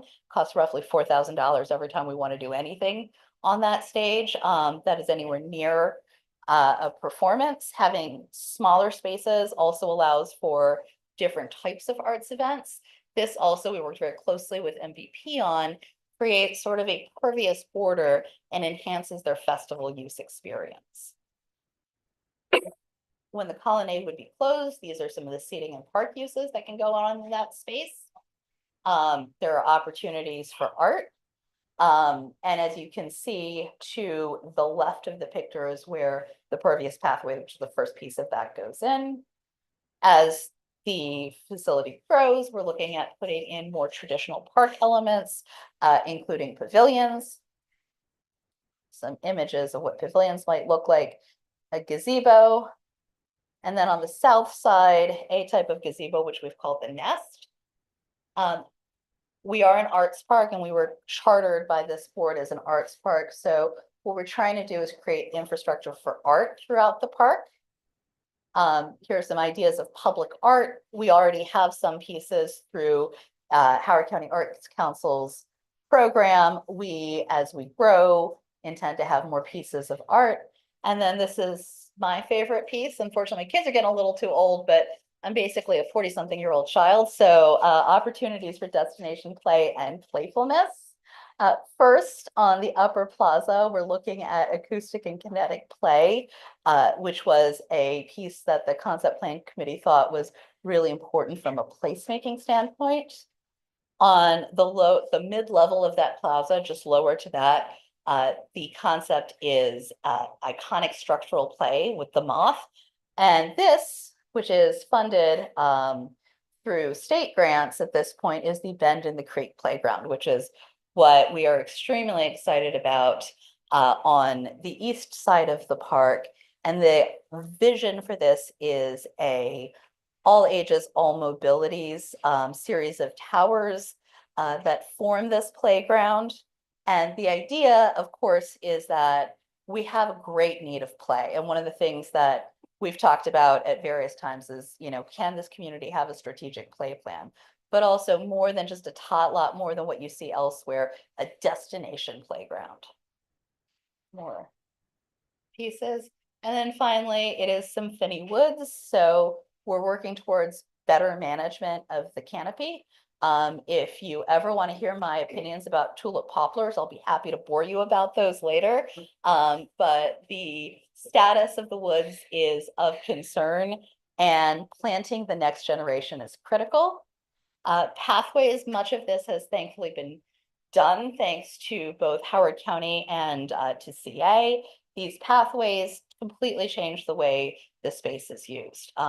Remember when we were putting in the east-west pathway, we weren't even done inspection before people started coming in on bikes. It's, build it and they will come. Two best things we ever did were pathways and putting in picnic tables, because those are the kinds of amenities that take something from a piece of land and make it a park. So let's talk about money, concept plan, cost, and funding. So the trust priorities, because I'd love to build the whole thing. I'd love to have just a giant $30 million pot of money and build the whole thing like that. But let's talk reality. The trust priorities are the pathway system, particularly internally, comprehensive lighting, the colonnade and ridgeline improvements, because that is fundamentally important to a number of our partners, but also to the community use of the space, and the Bend in the Creek Playground. Low priorities, phases 3 and 4 of the easement. We took senior staff recently on a walk through the space, and I did share, and I'll share with all of you, the thing that always gives me, that wake up in the middle of the night is, oh my God, what if something happens on the far side of Meriwether Drive to this large piece of property that is not really useful for civic engagement, but it is a large piece of open space. So right now, phases 3 and 4 are in good condition. They were turned over by Howard Hughes. But from a realistic standpoint, there's nothing that is meaningful to do in those phases. One, it may never be meaningful to do because of environmental regulations. Two, it's just too early. Bridges and entry plats to development that hasn't happened yet. Put a little star around this because the world has changed with the closing of Bark Social, but the amenities building, which at one time was a priority, has become a much lower priority given the fact that there is Bark Social, should that reopen on that corner. So phase 1 is complete, and I wanted to thank CA for its initial investment. And the CA investment resulted in a near immediate county investment and then leveraging that money to get to the 3.95 million in capital phase 2. The pathway system, again, as more improvements come in, more pieces of the path will come in. One of the pieces that we've been thinking about a lot, phase 3, this is obviously not a high priority, is the cost to put a pathway around the pond. And then the other connections and upgrade, with the exception of the ridge line in phase 1. So those are the paths that are in.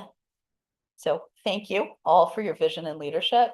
So we're in capital phase 2 right now. We have 3.85 million, actually it's 3.85 million county and state, 100 elsewhere. And it's a focus on major improvements for infrastructure build out, Ridgeline Colonnade lighting and East Side play. This is this flexible barrier we're talking about. Our immediate focus is that pervious pathway.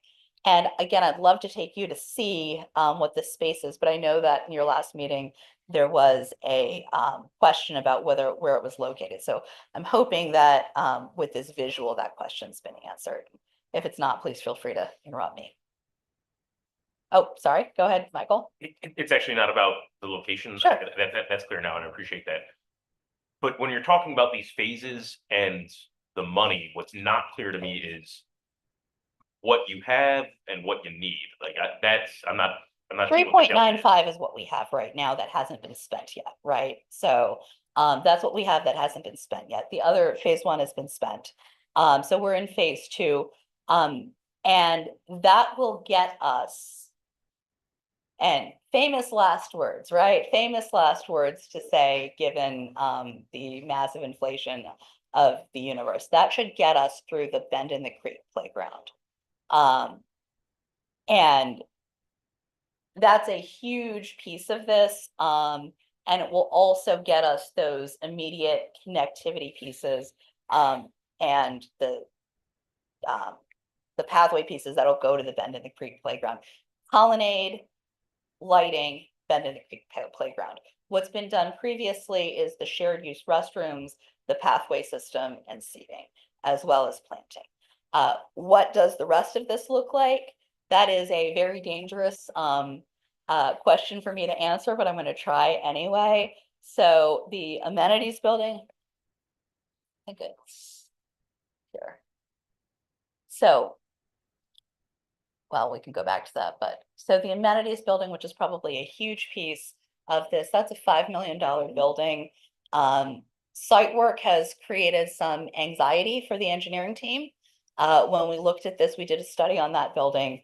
And that site work, you know, may be up to $2 million. That is a big chunk of what this is going to look like in terms of those pieces. The gazebos, the pavilions, the nest, the pathways on the south side, those are smaller, but we're probably looking at, given inflation and other things, phase 3 is probably another $3 to $4 million. And then phase 4 would be the amenities building. And so going to the Lower Western Plaza, just, we're giving you some information on this. As the world has changed with the close down of Park Social, we have thought about, probably not for this off season, but next off season, providing additional seating, picnicking, and decking in that Lower Western Plaza.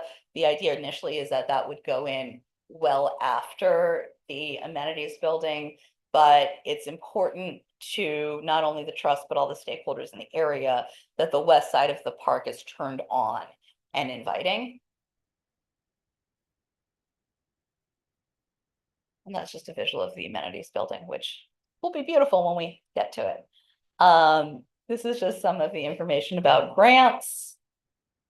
We are looking with corporate opportunities towards capital, or what I like to call capital light, rather than just operating. We have strong corporate relationships on the operating side From the capital side, however, our goal is to try to start those relationships for sponsorships and other funds for maintenance of projects. The maintenance of a park is not cheap. It's not crazy like having an indoor building, but it's not cheap. And if you want to talk about what a pain it is to power wash the chrysalis, I'll be happy to talk to you about that. But it's those sorts of pieces that as we build in those sponsorship opportunities and those long-term relationships to look at not just building the thing, but building and maintaining the thing. So just really quickly about trust operations, what do? We provide an accessible park for all most days of the year. We provide free arts opportunities for the communities per CA's requirements and vision. We provide venue opportunities that help fund the public vision for the space. We enforce standards for the use of the land. It's probably a very important thing we do, not the most fun thing I do on a daily basis, and Jeremy's worked closely with us on that. And we improve and environmentally preserve the land. And just because I like to show off some of our pictures of festivals, and I don't know why those pictures were there, concert pictures. And then we have opportunities. So there are constraints on the use of the land. We have a 90-day prohibition on scheduling, which is why we don't give you a schedule a year in advance, like a lot of arts organizations. I can tell you we were able to secure our April dates this morning. So there'll be a message with those dates tomorrow morning. The requirement that a substantial portion of our programs are free, a huge demand by the public for no-cost arts. And then one of the other opportunities, is conflicting agreements that are 50, 60 years old about use of the land. Jeremy and I spend a good amount of time, talking to folks saying, okay, like who's in charge? Generally CA and the trust work very nicely together. But trying to figure those pieces out becomes difficult. And the trust was created in 2013 as an underfunded startup, had some economic downturns and pandemic. So that's an opportunity. We do have immediate risks. We have probably the most atypical funding season in my memory, both in terms of federal funding, the state funding for the entire art sector is being discussed, as well as the reality is that we have leaned really hard, and I, as a Columbia kid, proudly lean really hard into our identity as an intentionally inclusive community, where the AAPI Festival is not an international thing. That's our community. I'm just talking about that because we're dealing with the date this morning, but that's our community, that we are so proud that this is who Columbia is. This is who we are. And that's great. It was really great for funding for the last few years. And now we're having some corporate donor discussions about that. Inflation is an issue, and we're anticipating a recession. But we have some incredible assets here. First off, we have an engaged, passionate, and very invested community in the project and in our mission. I mean, if you want to know what it's like to have the hardest boss on earth, try the kids at the Chrysalis Kids concert, because they have opinions and they want these things built yesterday, and they want to know when we're going to bring the next concert to them, when we're going to do our jobs and bring that joy to the community. We have incredible emotional ownership from this community, incredible emotional ownership. And we have a huge amount of small donor grassroots support. And I thank those of you who have been our grassroots donors.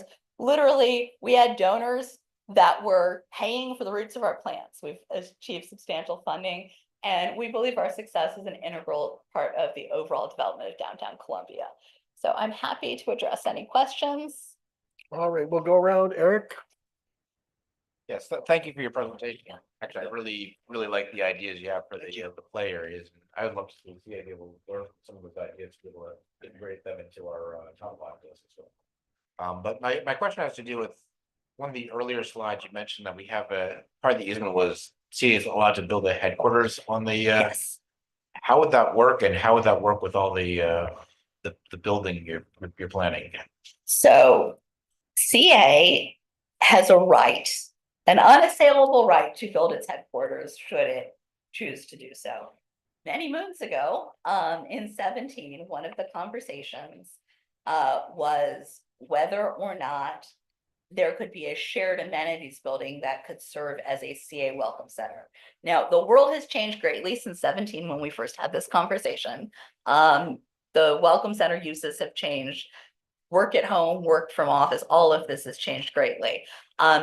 So from a practical standpoint, one of the reasons that CA requires that we are either in accordance with the Inner Arbor plan or that a new plan is approved, which is why it was so critical to get the CA approval of the 2021 plan, is that it would impact CA's ability to build a headquarters. Now, I don't know that anyone at CA, I'm not going to put any of the staff on, on the spot here. I don't know that anyone's thought about, a headquarters since, 2014 when the easement was written, and then a short series of conversations in 17. But, we would certainly work with CA. So the topic of the CA headquarters has certainly been on the agenda the last few months.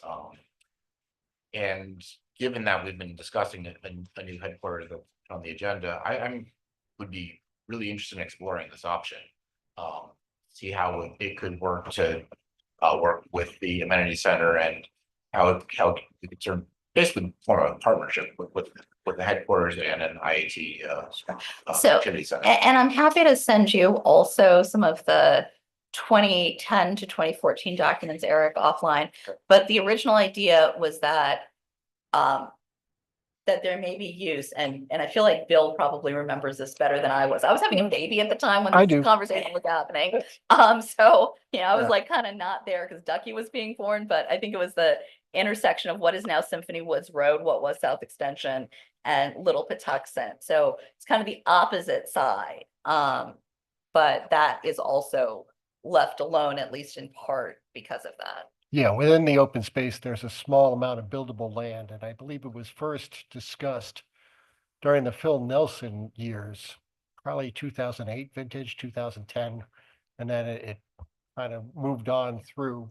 Like you said, the trust was formed, just at the end of that time, and I think it got rolled into the easement because it was still top of mind. Ultimately, the analysis was done, and the decision was not to build at that time. So we do have a history of it. We just need to dig it up.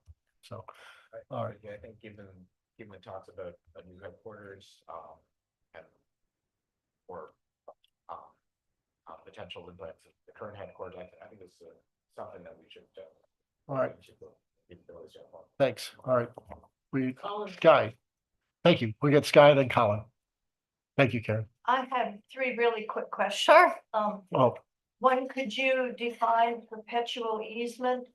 2, I didn't see any parking around there, so I'm wondering if people will park at the mall. And number 3 is, what is the timeline for this to all be finished? 10 years from now, 50 years from now? Sure, I would be happy to address all 3 in turn. So issue number 1, how would I define perpetual easement? So I'm going to give you a really dumb lawyer answer, which is it depends. But in this context, I think my use of it, sort of as from a layperson standpoint, my use of it is because the easement doesn't have a termination date. Now, most easements probably don't have a termination date.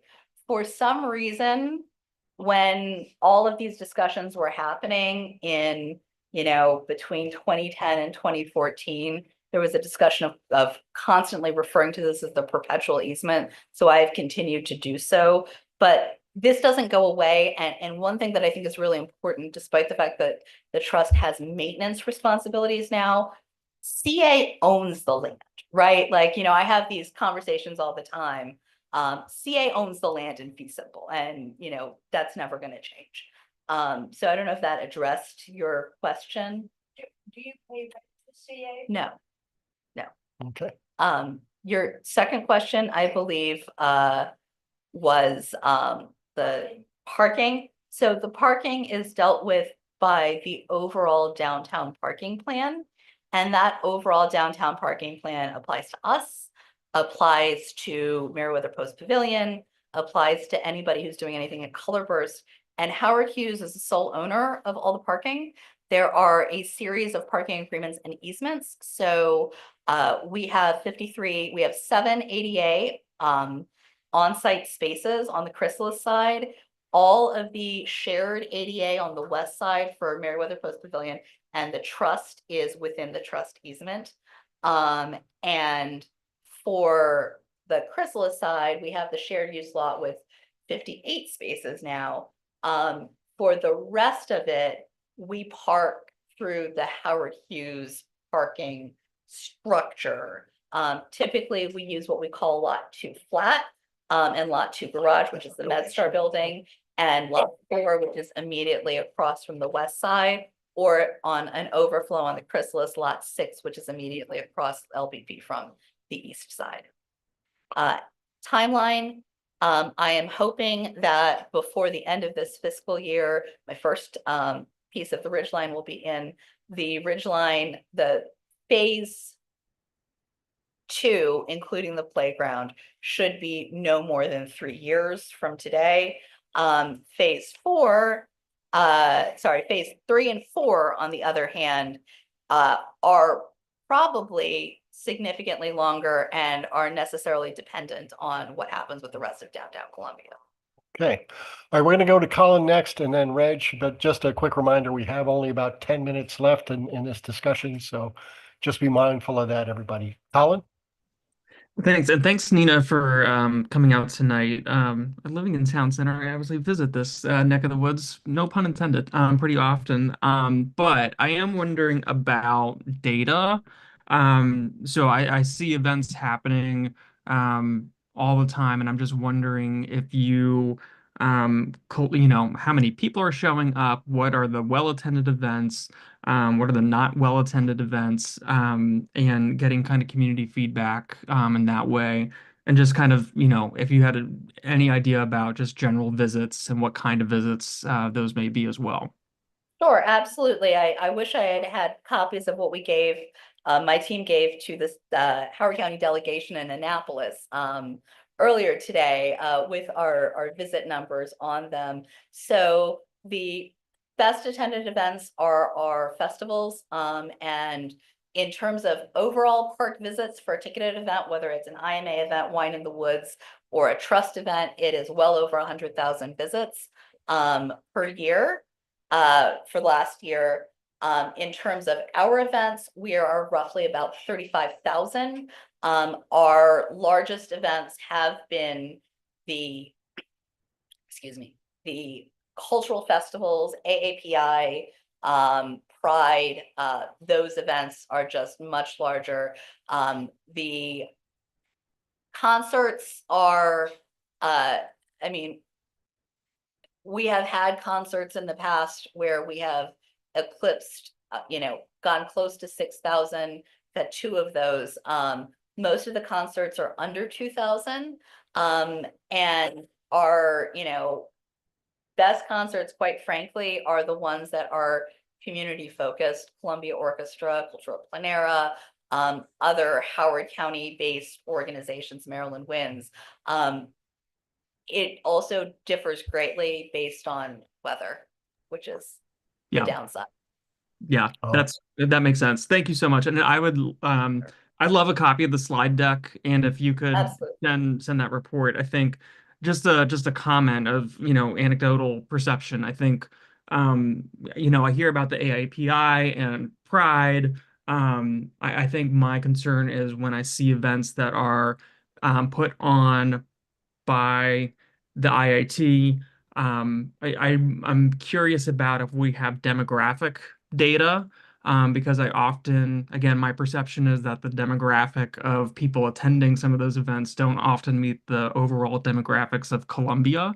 Again, could be completely my perception, but I'd love to see more No, data. absolutely. Just Colin, just to be clear, the trust puts on pride and the trust puts on AAPI. And in fact, with AAPI, while the county executive invites folks, we put together and raise well over 50% of that budget. And I absolutely agree with you. I think some of the earlier program choices, particularly for some of the smaller arts groups in Howard County, skew older and not as diverse, which is why we made what is quite frankly the difficult decision, certainly wasn't popular in the arts community over the last 2 years, to focus on the cultural festivals and to focus our funds on the cultural festivals. All right, thanks so much. Nina, you're holding up really well. You need some water or anything? I'm okay. All right, just checking. Reg? Okay, thanks. Hey, Nina, just so everybody knows that I am a member of the IAT board, so let you guys know that I'm on that board, but a couple other members. Anyway, just two to three questions. The first one is, there was a slide that you had up there that talked about issues with some of the easements and CA easements. Could you explain that? So, I've always believed that this is probably the worst real property exam in history. There are a series of easements that Columbia Association has granted and a series of entities associated with Howard Research and Development, including at one point, the mall in Columbia was the legal owner of Meriwether Post Pavilion, that just are throughout the land records. And a lot of these were done, you know, in the 70s and then again in the 90s, which create, you know, access easements, who controls this particular drivable path, who is responsible. And on occasion, you know, luckily CA and the trust work really well together. Dennis, when he was open space, you know, used to joke that it was like with his kids, because if somebody didn't like what I said, they'd call him or vice versa. So some of that is just communication, but it is a piece of land that is encumbered by a number of decisions that were made in the 70s and before.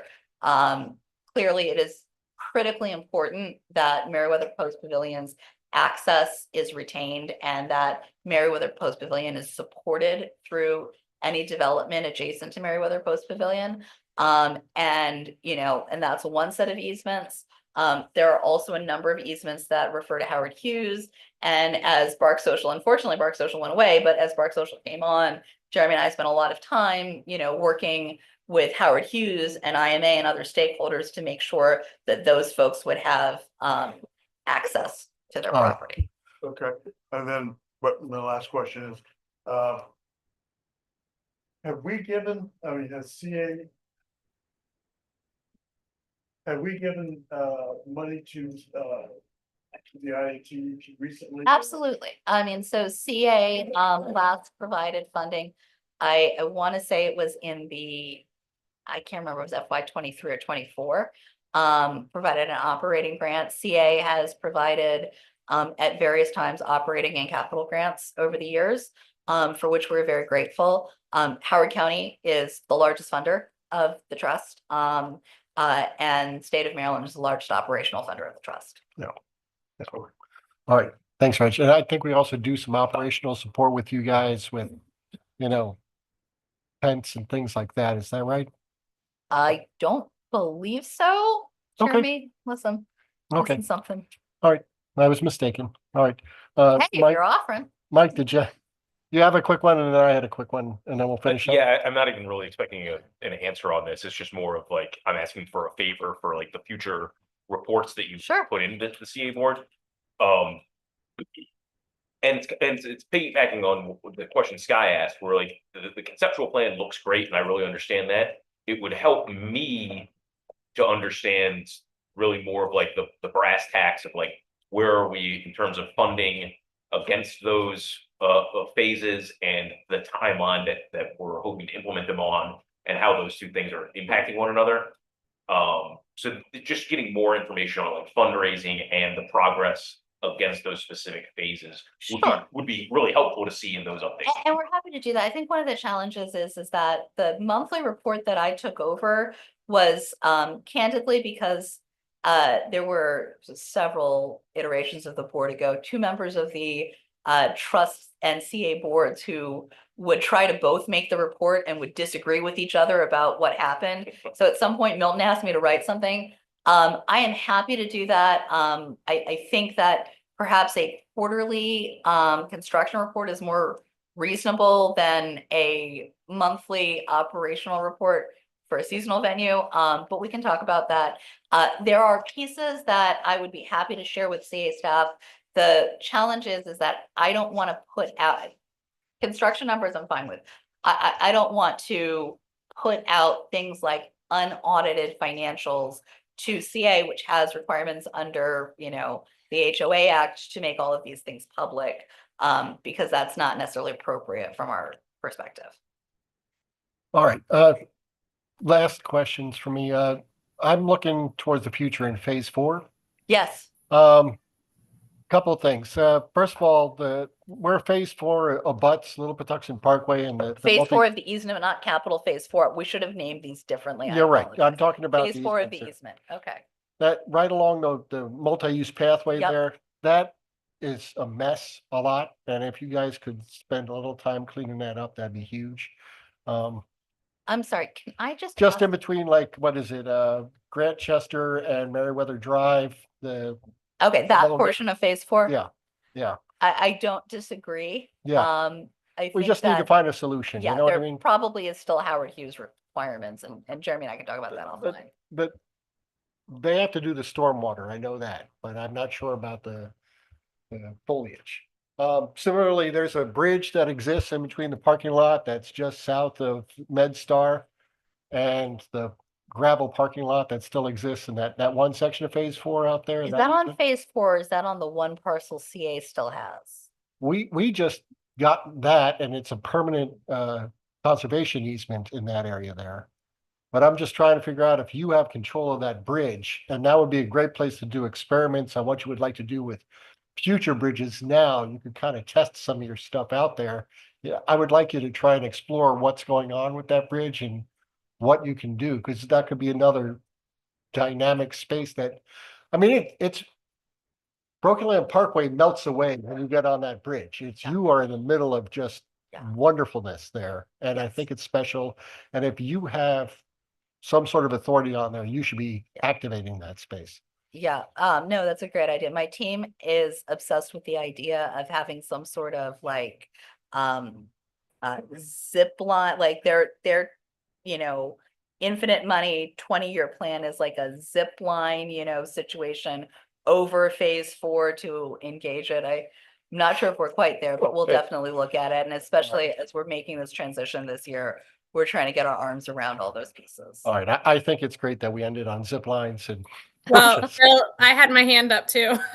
Ashley, yeah, okay, just really quick. Yeah, Go. Nina, thanks for the presentation. So 3 quick things. One, I didn't see that CA has yoga at the Chrysalis, and I just want to say how much I personally appreciate that. And I know Sky has attended that as well. So I hope that's something that continues. It seems to grow every single time.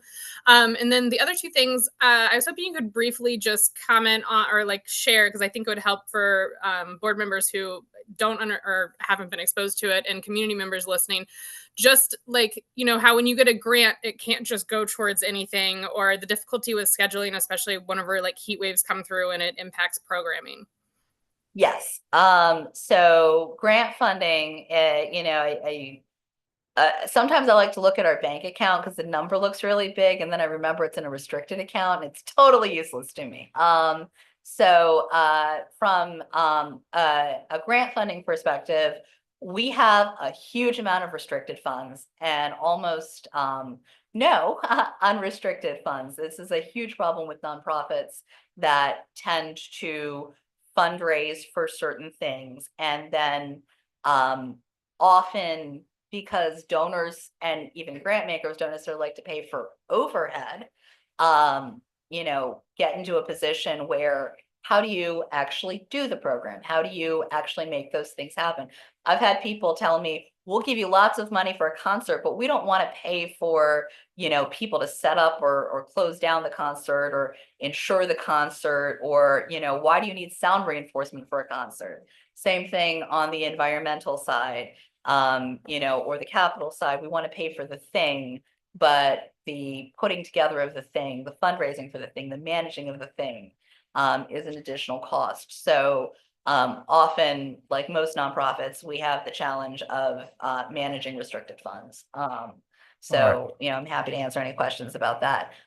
Going backwards to yoga, yes, yoga is a great partnership, and Dan will be reaching out to you again as we get a better idea of what this year is going to look like in terms of open dates. This is the time of the year where Brad Canfield and I talk every 5 minutes because like I'm trying to figure things out. He's trying to figure things out, and we're hoping to get a sense of those dates. And yeah, we've had some of these yoga sessions where it's a 5,000 square foot stage. The chrysalis is not small, where we fill up the chrysalis and we go all the way into the lawn. So it's been a tremendous success. And I want to thank Dan and his team for that partnership. It's awesome. And then Ashley, the third question, I just forgot it. How the heat waves have impacted programming. Yes, climate change is the other thing that wakes me up in the middle of the night. So the reality is we have a bifurcated season, and the trust board has had some intense conversations about this. We have had more heat cancellations than rain cancellations. There is a reality, and we cannot safely have people performing or attending a concert when it's 105 degrees outside. So we are sort of in this kind of weird situation where we have a rush in April, May, and into June. And then July and August, which seem like they should be like the heart of the summer, are quietest. And then September and October, that we will probably program into November this year, are then pretty intense as well. All right. Once again, thank you, Nina. Thanks for coming out. I guess we'll move on. Thank you. Have a great evening. Sure. Thanks, everybody. Next up on our agenda, the 2026 FY capital and operating budget. Sean? Yes. Susan can update one. So the material that was posted was not changed from your prior meeting, so it's just, I don't have anything new to present. It's just for you to discuss. Okay. We're voting on this tonight, or we're not? No, The next no, meeting. next meeting. This is just discussion. Does anybody have any further questions on the budget? Okay. I had one, sorry, thanks, Eric. It's this time of year that I always start getting emails from our international culture folks, and I just wanted to make sure that, once again, where are we as far as funding the sister cities, the exchange program, the international cafe? What's going on with our cultural program? So the Sister Cities program still exists, although we have recently announced that we have suspended the international exchange. No. Since prior to COVID, we've had one exchange where we sent, we had actually some adults come from France 2 years ago. We were unable to foster enough students to participate on our side or their side. That has been an ongoing challenge leading up to COVID. Each group was getting smaller and smaller. Primarily, parents don't want their kids staying in other people's houses. And so that has been a big hurdle. The schools will not let us in to recruit because the schools are doing their own. Teachers are taking their own trips, and they're providing hotel stays rather than the stays. So we have made a decision to suspend international exchange, but find ways to support the Sister Cities programs and the relationship between the cities in other ways. That is one of Eliana's charges in her new role. Okay, all right. Eric. Yeah, so I got a question. How much would it cost if we just froze all the resident CA memberships at the FY25 levels instead of raising them this year?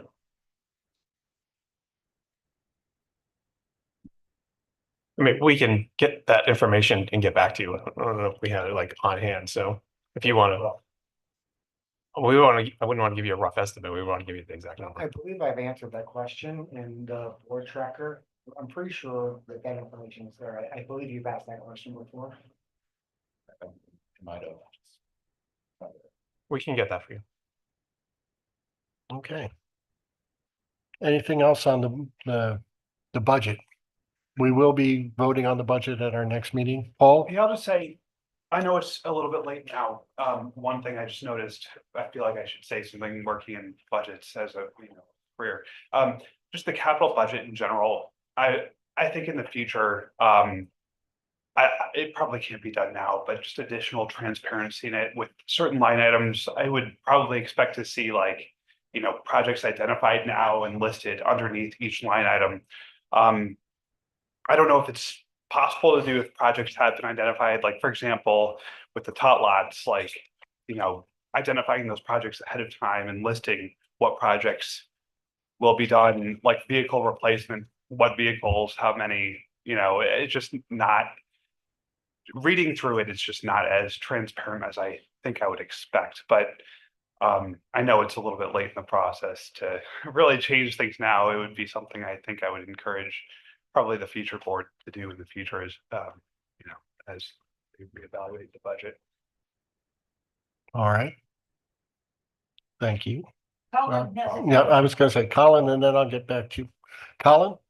I would plus one that from Paul, and I don't know if that's something that so like what I would love to see is like if I went somewhere on CA's website and there was just a map of the city and I could see all of CA's assets, and if that is going to be a capital improvement project in the next year, 3 years, 5 years, I can see that visually. I know, I think HCPSS does something similar. I know, speaking from my experience, I know UMBC certainly does something like that. And I don't know if that's something that if we had a really solid GIS system, which I know we've been talking about, I don't know if that could be a potential alternative use for how we could also leverage a GIS. But at any rate, I just want to plus one that I think that having being able to visually show people where planned capital projects are going to be happening, I think would be a really great add for next year. Okay, thank you, Colin. I can speak a Sean, little bit. Sean, and then I'll get to you, Eric. As you know, one of the board goals is web interactivity and GIS, and I think we're going to answer your question in a few weeks when we present that. So, all right, thank you, be happy to Eric.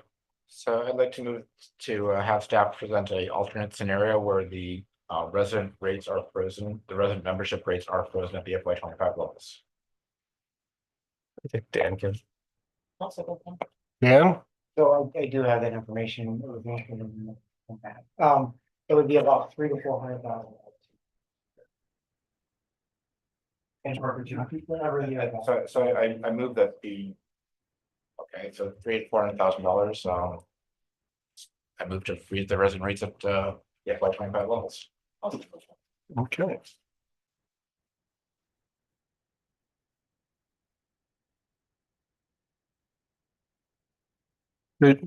Is that all membership rates? Yes. Resident and non-resident? All Resident. membership rates.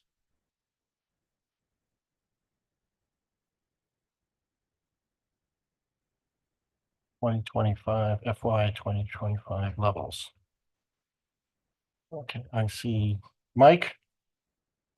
I just have a question, I guess, for the staff. If that's like an executable motion to follow, because don't you need us to say, like, we're gonna use the line of credit to cover that cost? Like, where is that money coming from? Right. It's got to come out of the budget somewhere. So I don't understand what that motion is. Like, where is that money coming? Yeah, what's the offset for that? That's why I asked that a scenario be presented.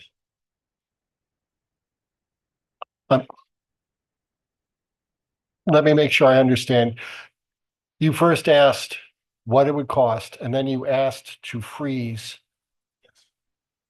And now you're saying you would like a study. Freeze it. Yes. And then based on the freezing, produce an alternate scenario where that would be awesome. Okay, so freeze at 2025 levels and So are you asking, I'm sorry, I'm trying to be difficult. Are you asking for a study? Or are you asking that the budget we are going to approve not increase the rates? The Yes. study or The latter. Okay, so again, And adjust the budget accordingly. but what's accordingly? Like you were making the motion. What's the accordingly? Okay, and we could, so that's where I basically asked staff to come back and say, this is what we recommend. So we've done this in the past. So we've done this in the past when organizations have asked for funding and say, okay, if we choose to do this funding, come back with three scenarios, which is what the money would come from. So this is not uncommon. So basically, I'm asking that, A, should this motion pass, to then come back with the budget in 2 weeks that has it and has the budget updated or has the budget updated with, okay, this is where we're coming from. And possibly play with a couple of scenarios, or it just comes out of cash. So it could, I mean, without any other cuts, it would just come out of cash. so.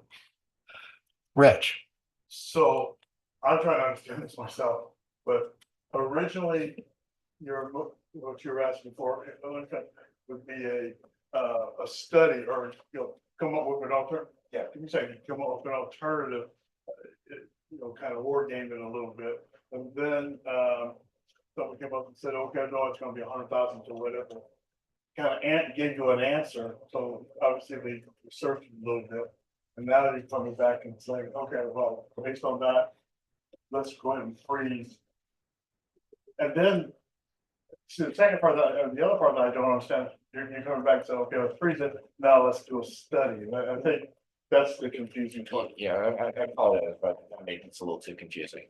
The idea is that, okay, we know it's $400,000. So the way this has been done in the past when the board's made these type of requests is, okay, we move to freeze it or move to make this change. And these are the possible scenarios. So typically we come back with, the staff would present us with a couple of different scenarios of how that would be offset with the budget. So I guess to simplify the motion, I move that staff come back with a couple different scenarios that take into account freezing the resident rates at FY25 levels. So does that make sense? That we would get presented one or two or three alternatives.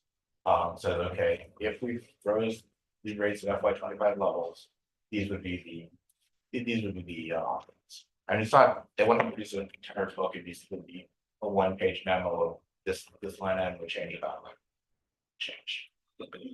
Sky, I think it's a little bit late in the process, but I'm not sure about that. And to couch it in different terms, if we were to lose $300,000 to $400,000, what would that mean in terms of services? Would it mean closing one pool in the summertime? What does that mean concretely? that's exactly, the first thing would be 300,000 is about the cost of operating a pool, approximately, for 1 year. That would be the first thing, yeah. And that's why I'm asking for scenarios. So it could be one or more scenarios, but basically the motion, I'll rephrase it. The motion is staff. Withdraw your motion. Okay, I withdraw the motion and I'll make a new motion. Yeah. To request that staff come back with 1 to 3 scenarios with the resident membership rates frozen at FY25 levels to present at the next meeting. Does that make sense, everyone? Okay. Sorry, but Susan, that right? And I'll second. Susan? Karen, did you second it? Yeah. Yes, she did. So, as has been, I think, well documented, Sean's came up with the proposal and the funding is in here for a full membership rate and structure study to be done next year, which I think would be the smarter approach, of course. And I don't see how we could get 1 to 3 scenarios developed in a week. It's significantly late in the process. And when it has been done in the past, it wasn't this late. All right, we're just gonna keep going around in the same order here, Mike and then Eric. Yeah, I think this is a really bad idea, that if we want to give the staff, if we want to ask the staff to present different scenarios, it needs to be done at the beginning of the budget process, not where we are 7 months into it, right? This is really unprofessional. Well, I will just amend that and say it would have been a better idea to bring up in December, which might be saying slightly different thing. Eric, I've got a question. If it is actually too late to be bringing up budget stuff now, why have we been running ads on social media telling people to fill out a questionnaire to give their opinions on the budget? Why are we asking people for their opinion over the last several weeks over social media to come on, give your inputs? We're paying money to social media companies to ask our residents to provide inputs into our budget. And then we come to this meeting and we're saying it's too late to make any changes to the budget. Well, then why are we asking for their inputs if it's already too late to make changes to the budget? And the second question I have is, what's the results of the survey that we've been doing? I haven't seen any results, and obviously we've been running these ads fairly consistently since the last meeting. I haven't seen any results of the survey. Where's the data on the resident input for our budget? okay, all right, Mike. Susan, wasn't the results in the survey in your presentation last meeting or 2 meetings ago? That was, so we've done 3 surveys, so the first 2 have been presented, and we do have the responses for the last one. I'll get those. Yeah. And my understanding was when we did the first survey back in August, the response we got from residents during resident speak out was, there is not enough information here. You guys haven't done enough so that we can actually judge the budget. Well, now we have an actual budget and we put the word out, please reread it and you have far more information and give us your response. It wasn't, hey, give us your new ideas. And we did do that there was another survey. And there was an interim one, of midterm, course, right? yes. I'm just Yeah. trying to compare beginning and end here. Yeah. So we did this last study, and actually the study was online after the last meeting. So people are, I assume, presenting responses since the last meeting. I think it's been taken down since then, but I'd be interested in seeing those responses, especially before we vote on the budget.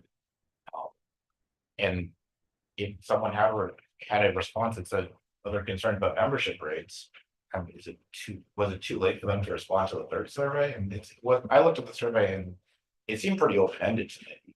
So the question I have is, what are we doing? How are we engaging our residents? And then we're coming to the board meeting and saying it's too late to make changes. Yeah, so let's get back to your motion. Just to restate the motion so that everybody, we kind of sorry. Oh, okay, Colin, I'll get to you in a moment. I'm going to restate the motion and then I'll ask you to provide input. The motion was for staff to come back with 1 to 3 scenarios of where to find money to offset freezing membership rates for residents only at the FY 2025 level. That was the motion. Colin. Thank you for rereading the motion, because perfect timing. I'd like to call the question. All on the question. All right. There we go. We will start with Paul. I'll abstain. Abstain. Okay. Reg? Yes. Karen? Yes. Reg, you were a yes? I just want to make sure. Yes. That's I shared my cough with him, apparently. we're all in that place. I get it. Okay. So Reg is a yes. Karen is a yes. Mike? No. Eric? Yes. Colin? No. Chris? No. Ashley? No. Sky? No. And I will be a no. So that is 3 6-1. Motion does not pass. All right. All right, thank you. Anything else on the budget? Mike? I just wanna, I'm not suggesting we do anything, but I just do want to acknowledge Kevin's testimony and all the other villages that they are asking for changes in the way that their the village share formula, or not the formula, the total amount that's given to villages thing, like, I just don't want to ignore that, like, acknowledge. I think it is too late in the process this year to do anything about that, but maybe that's something that can be considered in future years. All right, thank you. Eric? I do have a question on that. So usually most years we get the village allocations in the budget. This year, the village allocations are not in the budget. So if we pass this budget without village allocations, how do we know which villages are getting what? So the village managers are supposed to be working on those on that allocation formula among themselves. And if I would imagine if they don't come to any agreement on a timely basis, and I think they're behind, but I'm not running that project, so I don't know, then it would be similar to last year, just increased by the amount of the total increase. Sean, do you have anything else on that? No, Susan. All right, perfect. Okay. All right. Sky? It's my understanding that what Kevin said, I had heard almost the opposite. And that if River Hill did lose up to 50% of its income, that CA would rebate most of that minus an administration fee for handling the reservations of the events. And he didn't mention that. No. I can catch you up on what Kevin was getting at. That's not what it is. Right, they're two different things. Right? Correct. I can speak to that in the next item. Okay. Which probably is a good transition. We'll move on to the village management contract update. Nope. Board goals. I'm sorry, board goals update, yes. So My eyes are always one step ahead tonight. Thank you all for keeping me on task. I apologize. Please, the board goals. So I just wanted to give the board an update. The next few months, 2 months, we're going to be presenting the goals that we agreed on back in September. And I just wanted to, we don't have anything for tonight, but we'll be providing more detail starting at the next meeting is when we will give a presentation on the management of the village facilities that the board requested, and a lot of detail on that. I think that'll answer a lot of questions, particularly questions from the public and other board members. We've met with the village managers to present the information to them and get some feedback from them. So we'll be presenting that on the 27th. Then in March, we're going to give a presentation on the website interactivity and the GIS updates that we're enacting. And I think the board, is particularly Colin, it's going to answer his question. I think he's going to be pleased to hear that. I think you all will like that interactivity and the updates. And then in April, we'll be presenting on the 8th goal, which was CA's benchmarking, how we benchmark ourselves, and update the board on those metrics, which many of those you've seen. We're just going to start to consolidate them to present in one section. And then also in April, an update on the natural resources plan update and where that's at. And then for April the 24th, the last meeting is really just to give an overview of all the goals to date, and you will have seen updates on those. But if you have questions while we present those, we can come back and provide that information in the end of April. Yeah, I did just have one request. The village contract presentation, could you put that in the packet so we can read it ahead of time so we can understand it ahead of time? Just the slides.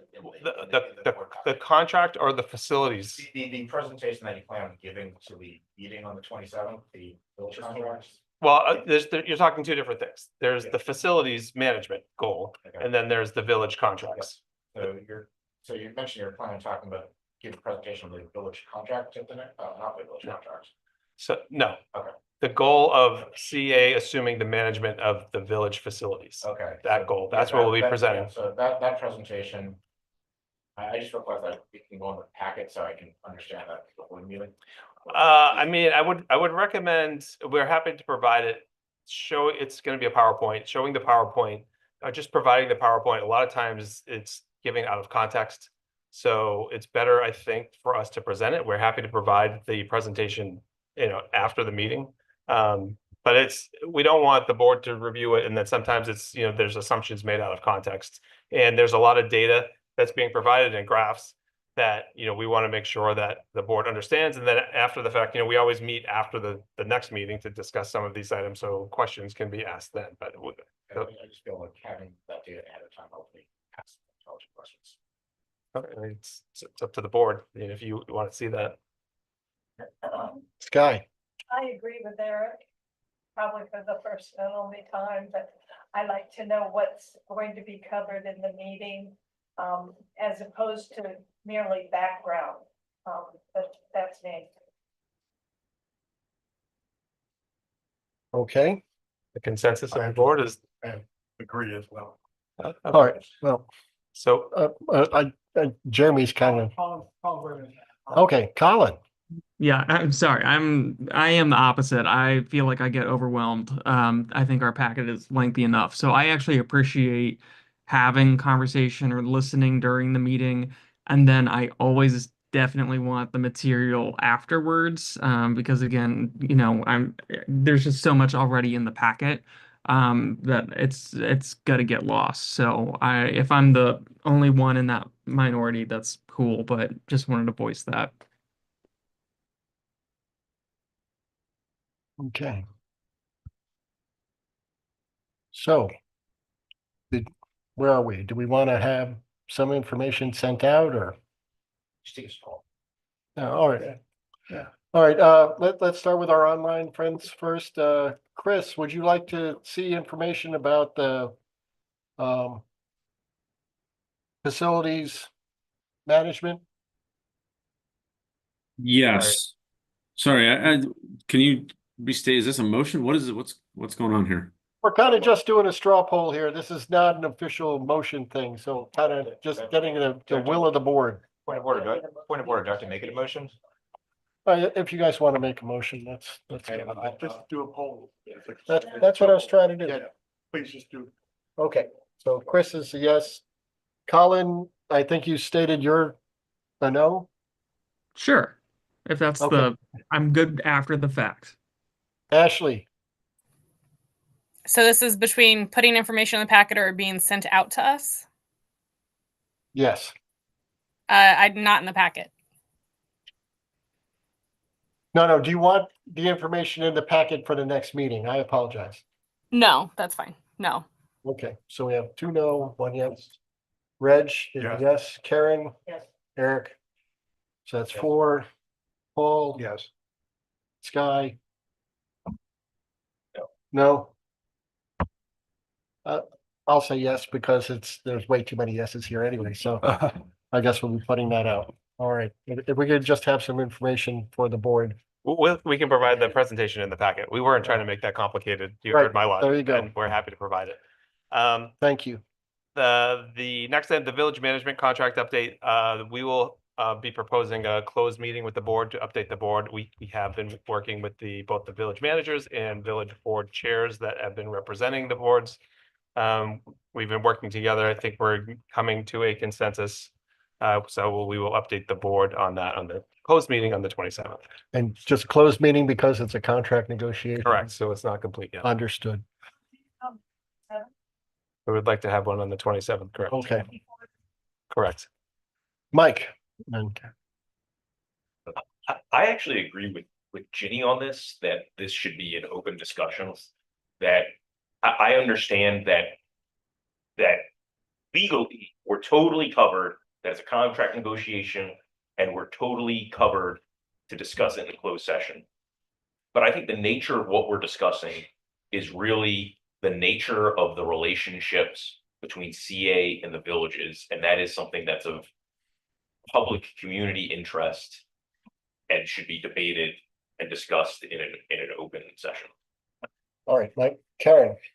Yeah, honestly, Mike kind of beat me to it. I was gonna say the same thing, is that not only do I think it should be debated in an open session with the CA board of directors, but I think that the villages, the community needs to be included in the discussion and understanding what CA is. Eric. So I would see more, I would like to know what are our plans to inform the community of what CA is proposing and let them weigh in as well. Eric. I moved to make a discussion of the village contract and to be placed on the agenda for February 27th in open meeting. Okay.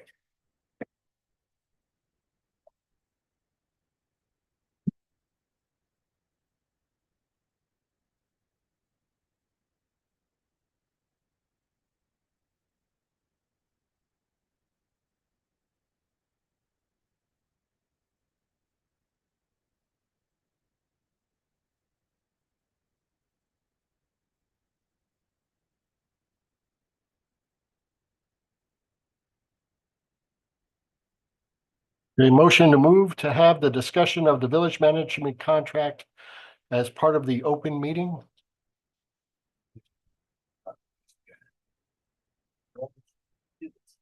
Maybe I can do this, sir. I think it would be under old Old business business. because it's under old business now. Discussion of the village contract under old business for the February 27th. I'll second. Okay. Can you repeat what was said? I couldn't hear that.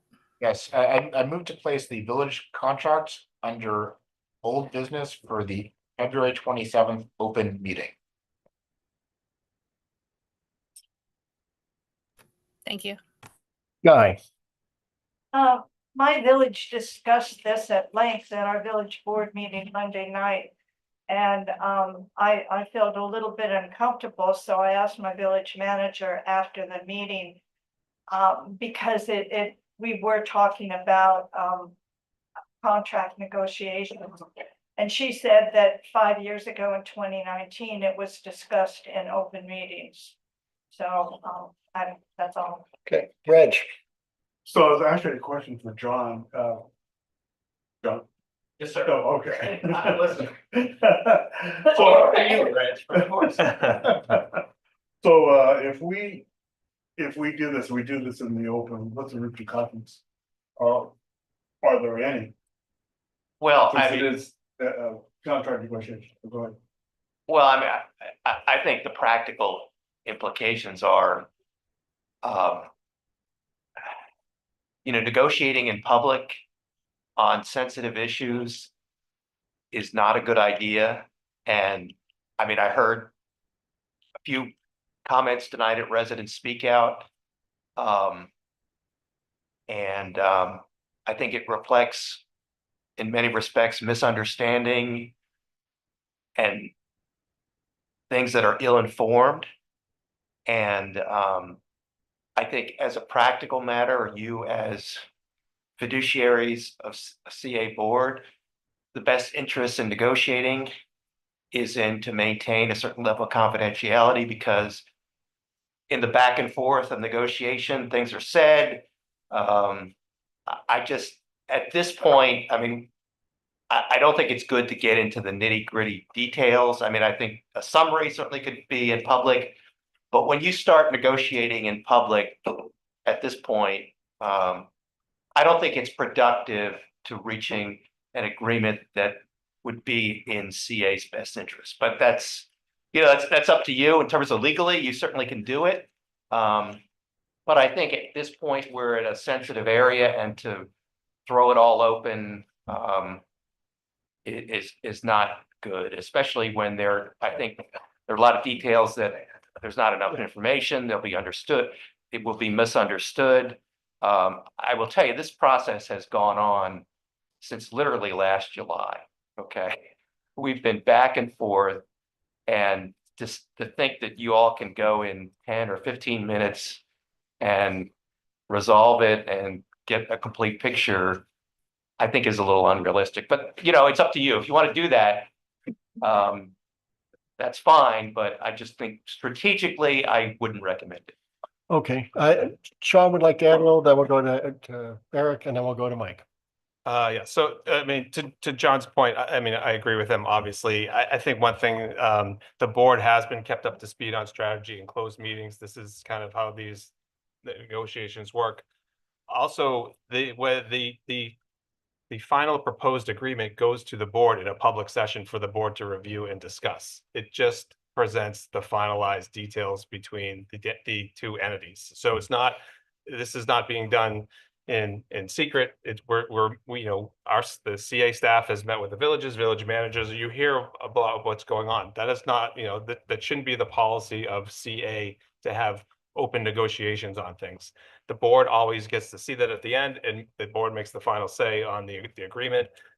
The board getting involved in the details, in the minutia, like to John's point, is really trying to get caught up in 15 to 20 minutes on something that's been going on for 6 to 9 months. So, you know, I just kind of keep that in mind when you're asking for these things. The board does eventually review everything in the open and can discuss it, and the village management can come in, managers can come in and discuss it as well, but the agreement would be somewhat finalized. Eric. So at the end of the day, this is about transparency. It's about transparency of how we allocate our neighbors' annual charge dollars. Regardless, when our neighbors and us will pay into the annual charge, that annual charge goes to CA, and from there goes to support the villages. And at the board level, we certainly have a fiduciary responsibility to oversee how that's allocated. And I think we also have a responsibility to our neighbors to provide certain transparency on how those decisions are made. And this is, the villages aren't a foreign entity. They're part of Columbia. You can't separate the villages from CA. It's all part of a whole system of community. So I see this less of a negotiation and more of how we as a community, how we as a board choose to allocate our annual charge dollars that we pay into this organization. So I think it's, in this case, I think it's important to have transparency, and I think it's important to have these discussions in the open. Okay, Mike? Yeah, again, I agree with what Eric said, and I don't have to repeat all of it. One thing I'll add on to it is that my interpretation of why it's prudent and why it's legal to have contract negotiations in closed sessions is because you're discussing sensitive information, and if you were to discuss that in the open, the external party could extract a better deal from you. That's not the case in this situation. The villages really have no leverage. The deal is going to be whatever we say it's going to be. They would have, seeing us discuss it would give them no additional leverage. It would just, to Eric's point, allow members of the community to see where our thoughts are at. And I'll call the question now unless someone else wants to. Well, I'll add one thing. There's discussions that are had between the parties that talk about sensitive information, operational information, financial information. If the board wants all that to come out, CA is transparent. You see that as part of the budget process. Now, we can't speak for all the villages, and I'm not going to say, but you know, we have discussions about village transparency and operations that go along with that. So if the board wants that to come out, that may not be what the villages and the village managers and the village boards want to hear. This is why we do it in closed session. We can have honest conversations together, come to agreement, and present it to the boards. So I would consider that, because there could be information that comes out, could not be, but the board needs to be prepared to deal with that. Okay. So we've called the question. Can I ask one more? Can I just make one more statement, Tom? My village board had this discussion on Tuesday night. They would like it to be public. Okay. They're very prepared for it to be public. Did they, just asking a question to you, did they reveal all of their pricing information at your? We're not talking about pricing information here, Bill. We're talking about the fact that CA is presenting options to the villages, that CA will completely take over the management of the buildings, controlling the money and all that kind of stuff. It's not down to rental details or anything like that. Yes, each village has its personality, has its own way of doing things. You know, each of the venues requires, you know, they're customized venues, right? What Claret Hall does and what the other barn do, they're completely different venues, and the way you rent them, it's a different way of renting, because you can't really just take the barn. The other barn, for example, is that you can't rent the loft and then have an activity in the area down below, because when you rent the loft, You're also renting the outside area. So if someone's having a wedding, they're getting married in the upstairs, they're using the loft for the reception, but they're also using the outside area. So you can't really use the inside area. So that's what I'm talking about. It's like there's like unique features to all these venues that need to be considered. But Well, I we're think not, what you're talking about is separate from the village management contract. Yeah, that's what I thought. It's, that's you're the not facilities on the management stuff. management yeah, contract but this at is all. what we're talking about though, is CA wants to take over the management of these facilities. And I think No. that's what. Okay, number one, different topic. Number two, one or three options that I believe no one thought was worth doing. And to put an emphasis on this is really, really not helpful to anybody.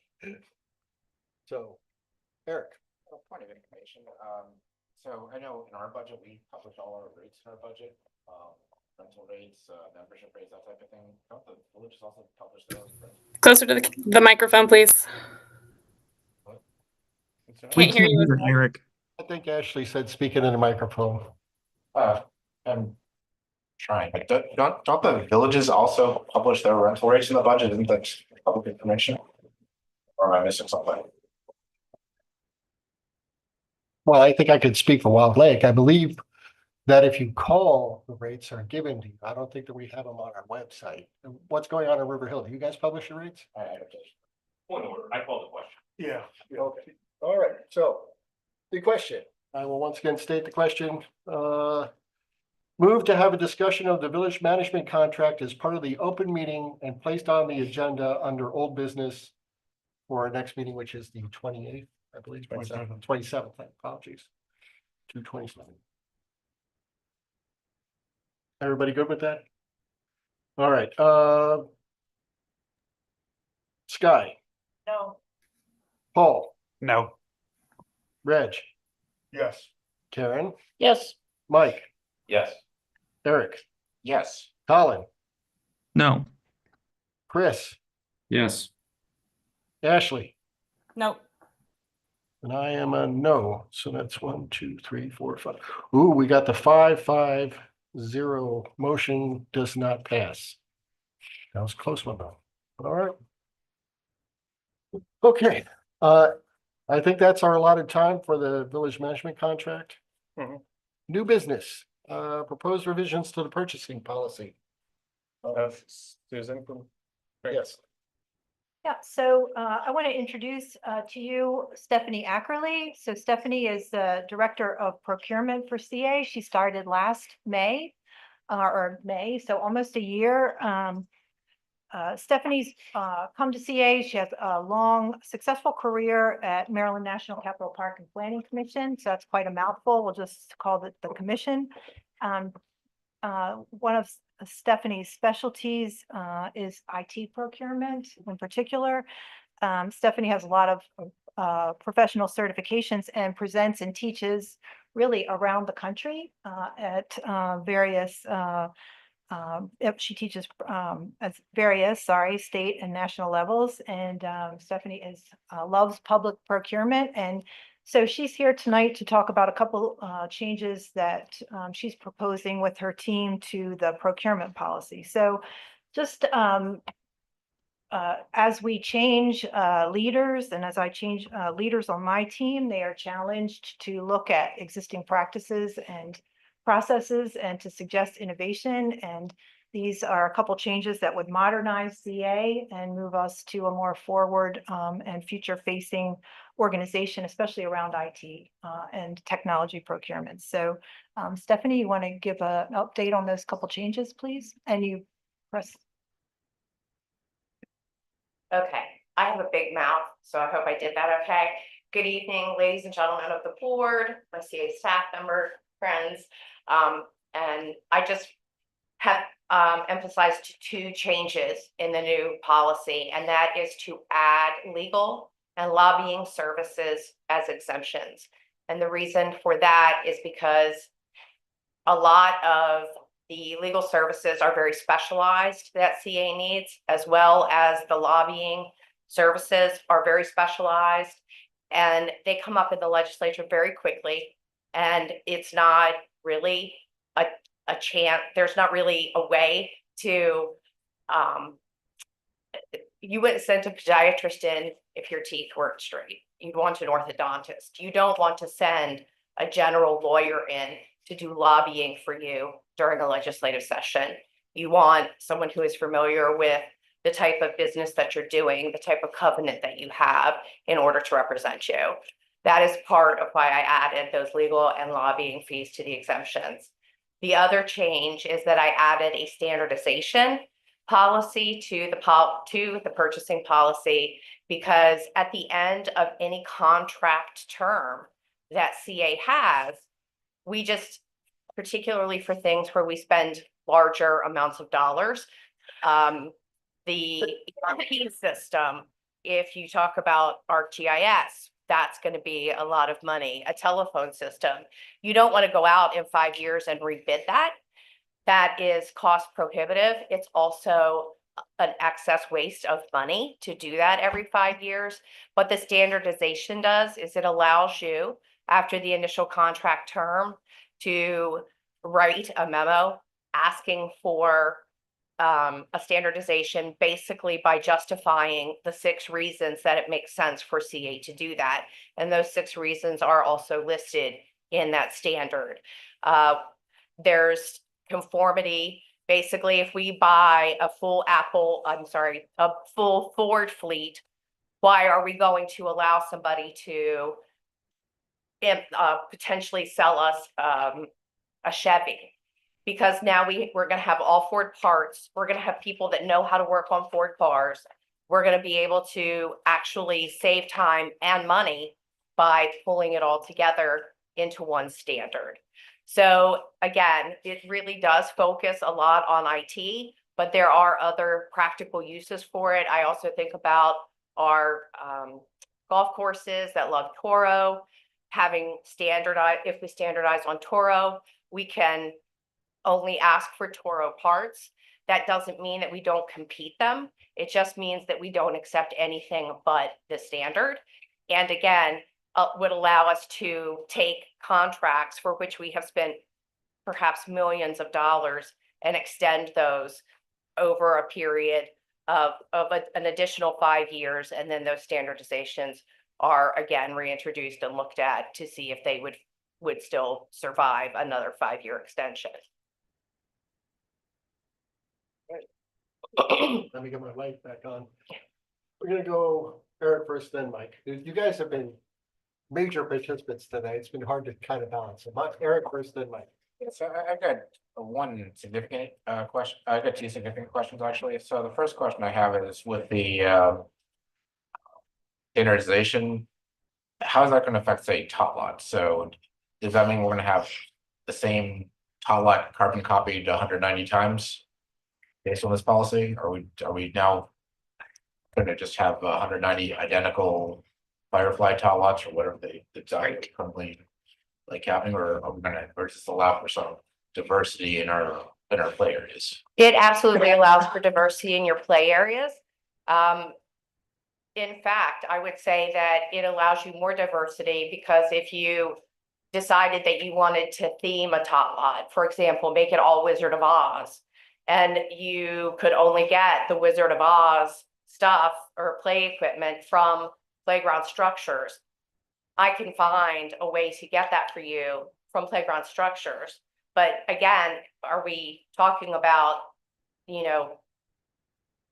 standardizing on that for 5 years? I don't understand how that would be a contract that would go on for 5 years. Yeah, my concern is we standardize on, okay, we're standardizing on this tot lot design, and now every single tot lot renovation or replacement gets that design. So that's my first concern. My second concern is, so when you exempt legal and lobbying services, and we want to hire a lawyer or a lobbyist, how would that process now work if it's not going through the purchasing policy? Who would be hiring that person? Okay, I'm going to try and answer both of your questions. Okay, so the tot lot situation is not something that I see as that we would standardize on. We're not going to standardize on any sort of play equipment, again, because that is not something that I see that more as a capital like upgrade it's not something that has an expiration date, like contracts for legal services or software that. Okay, that's fair. Yeah, if I could help out here. So for the standardization, you look at it as, we bought Microsoft. We own Microsoft products. That contract, say it's a 3-year contract, it comes up. Yeah, I got it. We're not going to go to Google. We want to stay with Microsoft. That's standardization. Yeah, that makes sense. So the second question, if we exempt legal lobbying services, who would make the decision on what lobbyist or lawyer would be hiring if it doesn't go through purchasing? We would actually work again closely with the department or with John's department to determine who could in fact supply those services and supply them quickly. We might even call 2 or 3 of them to get pricing and figure out what attorney there would best represent us. Again, it's not a decision that I make independently. I could not, say, oh, that's an exempt transaction just simply by, if Jeremy called me and said I need an attorney. I would have to know more about that situation. The question I have is, we have an ethics committee that is made up of 3 law firms or 3 attorneys representing law firms. How would this change affect how members of the ethics committee are selected? All right, I got it. I'm not sure that it would have an impact on how members of the ethics committee were selected. In my mind, this literally is for those emergent needs that you have for lawyers and legislatures, or for lobbying at legislatures, not for our everyday legal fees or our everyday legal issues. And could I just make a clarification? So this does not mean that these purchases would be exempted from the policy. It's just that they would be exempt from the competitive. Thank you. Yes. Process. That doesn't mean they wouldn't be necessarily competitively purchased, but they would not have to be. That's all. They're still subject to all other provisions of the purchasing policy. Okay, all right. Mike, and then I see you, Colin, I get to you after Mike. So first of all, Stephanie, welcome to the team. And Thank you. Thank you for enduring 3 hours of us. Well, I understand the use case for lobbying services and how that's an emergent need. I get. Could you just give me a use case for legal? Because I'm not sure. I'm. Oh, I was going to say, yeah. I mean, I could give you a good example that happened within the past year or 6 months. We were notified late of some communications licenses that we had for radios that are obsolete, and CA had a certain broadband channels. We were told that our licenses would expire at a certain time. We were told late on this.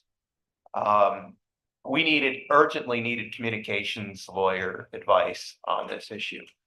In fact, I went to one of the outside counsel we usually use, and as luck would have it, they had a conflict. So I didn't have time for a bit. I needed an answer right away. So this would enable me to do that. I mean, we also had a situation similar with if we get involved in a land transaction, we nearly had a few months ago, it's before Sean started, a dispute concerning some land in Columbia where we were prepared to go to litigation, and we were prepared to go into court, file a complaint, seek an injunction. When you do that, you literally drop everything and you have to do that. Now, it turns out that we had a firm that could do that, but if that firm had a conflict, and we deal with firms that have a lot of business and it's not unusual, we need to be able to get someone with expertise who's good at right away. And to put it out to a bid, it just wouldn't work. And as Stephanie said, in terms of the lobbying, I think that's great. We should separate lobbying governmental fears from legal services. It turns out we are doing that now with Paul Taberzi, was at a firm before. Now he's strictly away from that. So that also enables us to have some more flexibility. The other thing is, you know, legal services is not like buying pencils, right? I mean, quality enters into it, and you know who you need and the type of case it really benefits us to have that flexibility, not to go through that process. So that's kind of the long story of why there. All right, Colin. Thanks, and I want to echo Mike's sentiments of thanks for joining us and withstanding us for 3 hours. So this question is going to be a little bit of stream of consciousness for 10 o'clock, so bear with me. But I really appreciate the standardization addition. My question is actually about with this addition, does it still allow for CEA's ability to renegotiate? So like the thing I'm thinking about is, for example, you know, we have a relationship with Microsoft, right? So let's say we have a 5-year contract with Microsoft, and then in year 2, let's say that Microsoft actually wants to buy Club Automation for some reason, or whoever the parent company of Club Automation is. Is there still a way to immediately renegotiate, because this is now one conglomerate, to have better terms because of that merger that's happened kind of in between contracts? Does that make sense? I think I understand what you're asking. If the two were to merge and we had to enter a new contract, would that allow us new negotiating power? And yes, it absolutely would. And again, like, we are going to standardize on Club Automation because we've spent time and money and a lot of both to get Club Automation. It doesn't make sense to go out in 5 years and rebid it. So again, if Microsoft and Club Automation were to join hands and become one, that would give us new leverage to renegotiate that contract right away. Okay, great. Thank you. All right. So, and Eric, you had like 6 questions. I want to make sure somebody else wants to jump in before you jump in again. So, anybody else? All right, Eric, go ahead, and then I have a question. Yeah, a question for John. So you mentioned that hiring a lawyer is different from buying pencils, and you mentioned that something that that when you hire a lawyer, quality plays a key part of that. So, but if we're buying a lawnmower, isn't quality part of the bid also? I'm missing the difference here. I will never compare hiring a lawyer to a lawnmower. I mean, I don't get the analogy. I get, yeah, you can get the Toro or something else, but you know, you get what you pay for when you buy a lawyer, when you engage a lawyer, and a lot of it is expertise and familiarity and contacts, and it's not easily put forth in a proposal. I mean, there's a lot of you know, it's a people business. It's not the same as buying, you know, widgets. It's just not the same. Okay. All right, I have a question, or 1.5 questions, I guess. When I read through this policy on standardization, I see a lot of good in it. But there's part of this that I don't see in here, but I think might need to be stated. Okay. If we're focusing on, say, Ford trucks, we still can competitively bid with Apple and Koons and Academy. Yes. For Ford dealerships, right? Yes. And somehow that needs to get, I think it's implied, but it's not stated in this policy, you know what I mean? That Okay. if we're looking for an item category or a provider, we should at least competitively bid several sources for that one entity, you know what I mean? I'm sorry that you didn't see that in there. That is absolutely the intention behind it. Yeah. If you have a way to compete, you like, if we Right. standardize on Dell computers, we would go to everybody, or everybody within our Yes. area that resells Dell. I just want to make sure it's Absolutely. very Yeah. clear, you know what I Yes. mean? Because then a lot of these concerns about anti-competitive or any of those kind of things melt away. Yes. Related to that, I would like to see as one of the conditions in here somehow to work in the minority business purchasing policy, that at least one of those bids comes from there. Just to make sure that we're, you know, resourcing through our standardization policy through the entire community, the entire purchasing power here. So would it be helpful I think to, Mike have another comment on that, but that's my question. Okay, yeah, you didn't really phrase that as a question, so. Okay, yeah. so I have a question in conjunction to that question or an answer to that question. Would it help to put into that, into the policy or into this portion of the policy that if we solicit 5 vendors, at least 2 of them must be MF or like minority businesses, one is sitting in Howard County? This is something to contemplate on. I don't have a fully formed thought on it, but I thought it was an important thing to raise. Let me phrase it that way. And I'm gonna go to Eric then. Point of order, we have a minority business policy. Right. This policy doesn't replace that existing policy.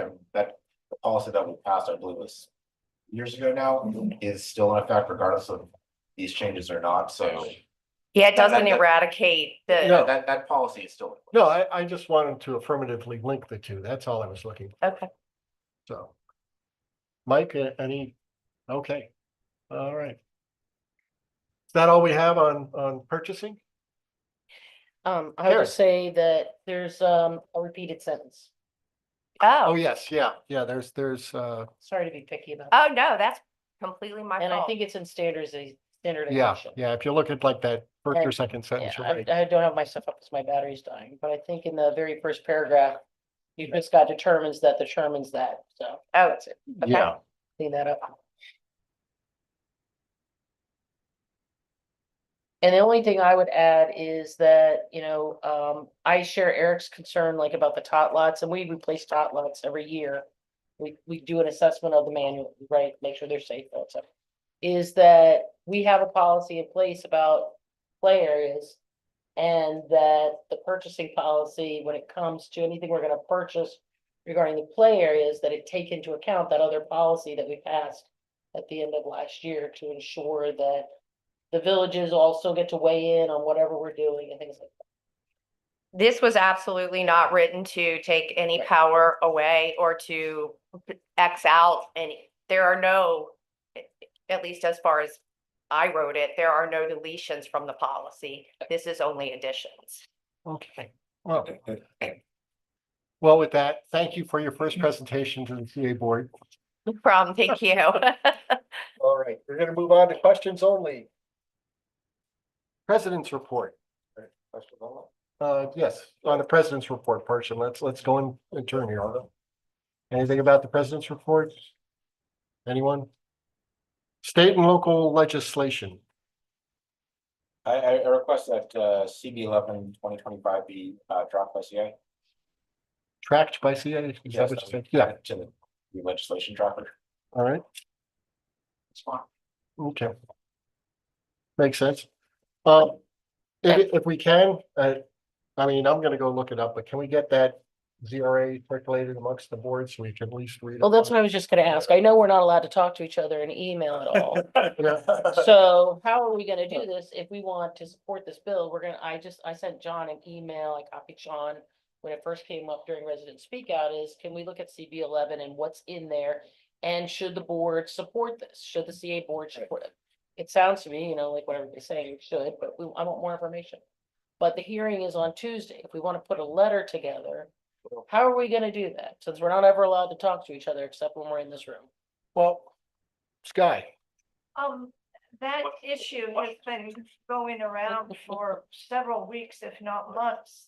So I'm kind of surprised that we were not officially notified by a resident until tonight. I think it's late in the process. Well, we will to do whip the anything. the residents Point of later for order, not coming. we're in questions only right now, and we're essentially adding an agenda item. I hear you. It is questions only. What I So our would, question is, can we add it? How do we do it? how do we do what? How do we determine whether or not we're gonna support CB 11? Well, I will ask another question. How many different ways can we support CB 11? I don't know. I'll ask another question. Could we provide written testimony after we can contemplate this and discuss it at our next meeting? And hopefully that's not too late because the hearing is on Tuesday. My understanding is the county council is providing public input on all bills to be considered on Tuesday. So Can we include a timeline? This topic has been in the public domain for months, including prior to the last board operations committee. If the board operations committee had wanted to add it to the agenda, they would have and should have. okay. That was not a question. There are no rules, Bill. Can I All just say too, Yes. in answer to the question? There is a hearing on Tuesday, but there's not a vote. So you could still have input, you can lobby the legislature. So the answer is, it's not too late to do anything. Thank you, Joe. All right. That's an alibi. Yeah. Alibis only. At the next meeting, we're gonna have a presentation about the Long Reach Redevelopment Center. And I met with one of the developers, this morning, and he's very willing to meet with any other board member, before the next presentation, if you wanna do that. Okay, thank you. Out of curiosity, why are you interrupting yourself? I have no idea, except my last name starts with A, and that's the first letter in the alphabet. So it's mine. Congratulations, we're both famous. Yeah, but I come before you. But so.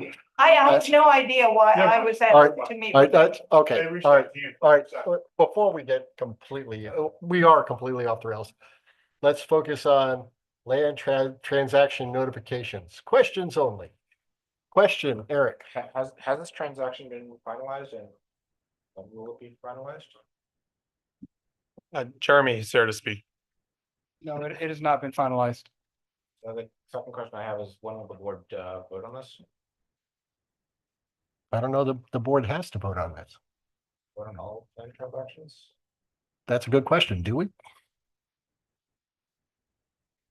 That's my question, do we? Isn't that our goal, is to vote on land transactions?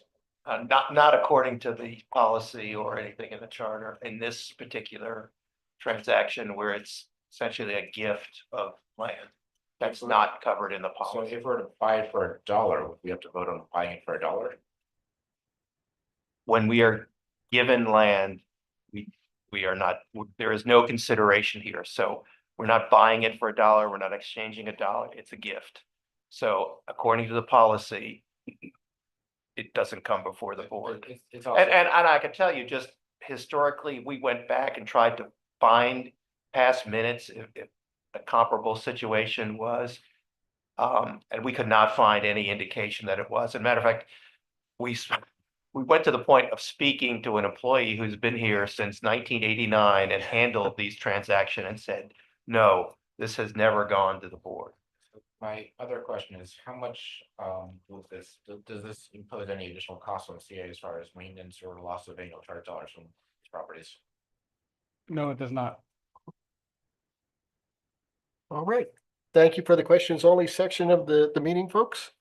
Proposed new topics. CB11. There you go, I was waiting.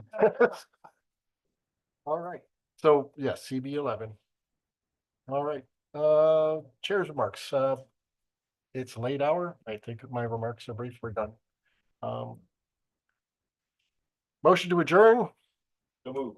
Mike, Reg. Let's just do a hand vote. All those in favor? All right. We got everybody. All right, we are adjourned. Thank you all. Have a good night.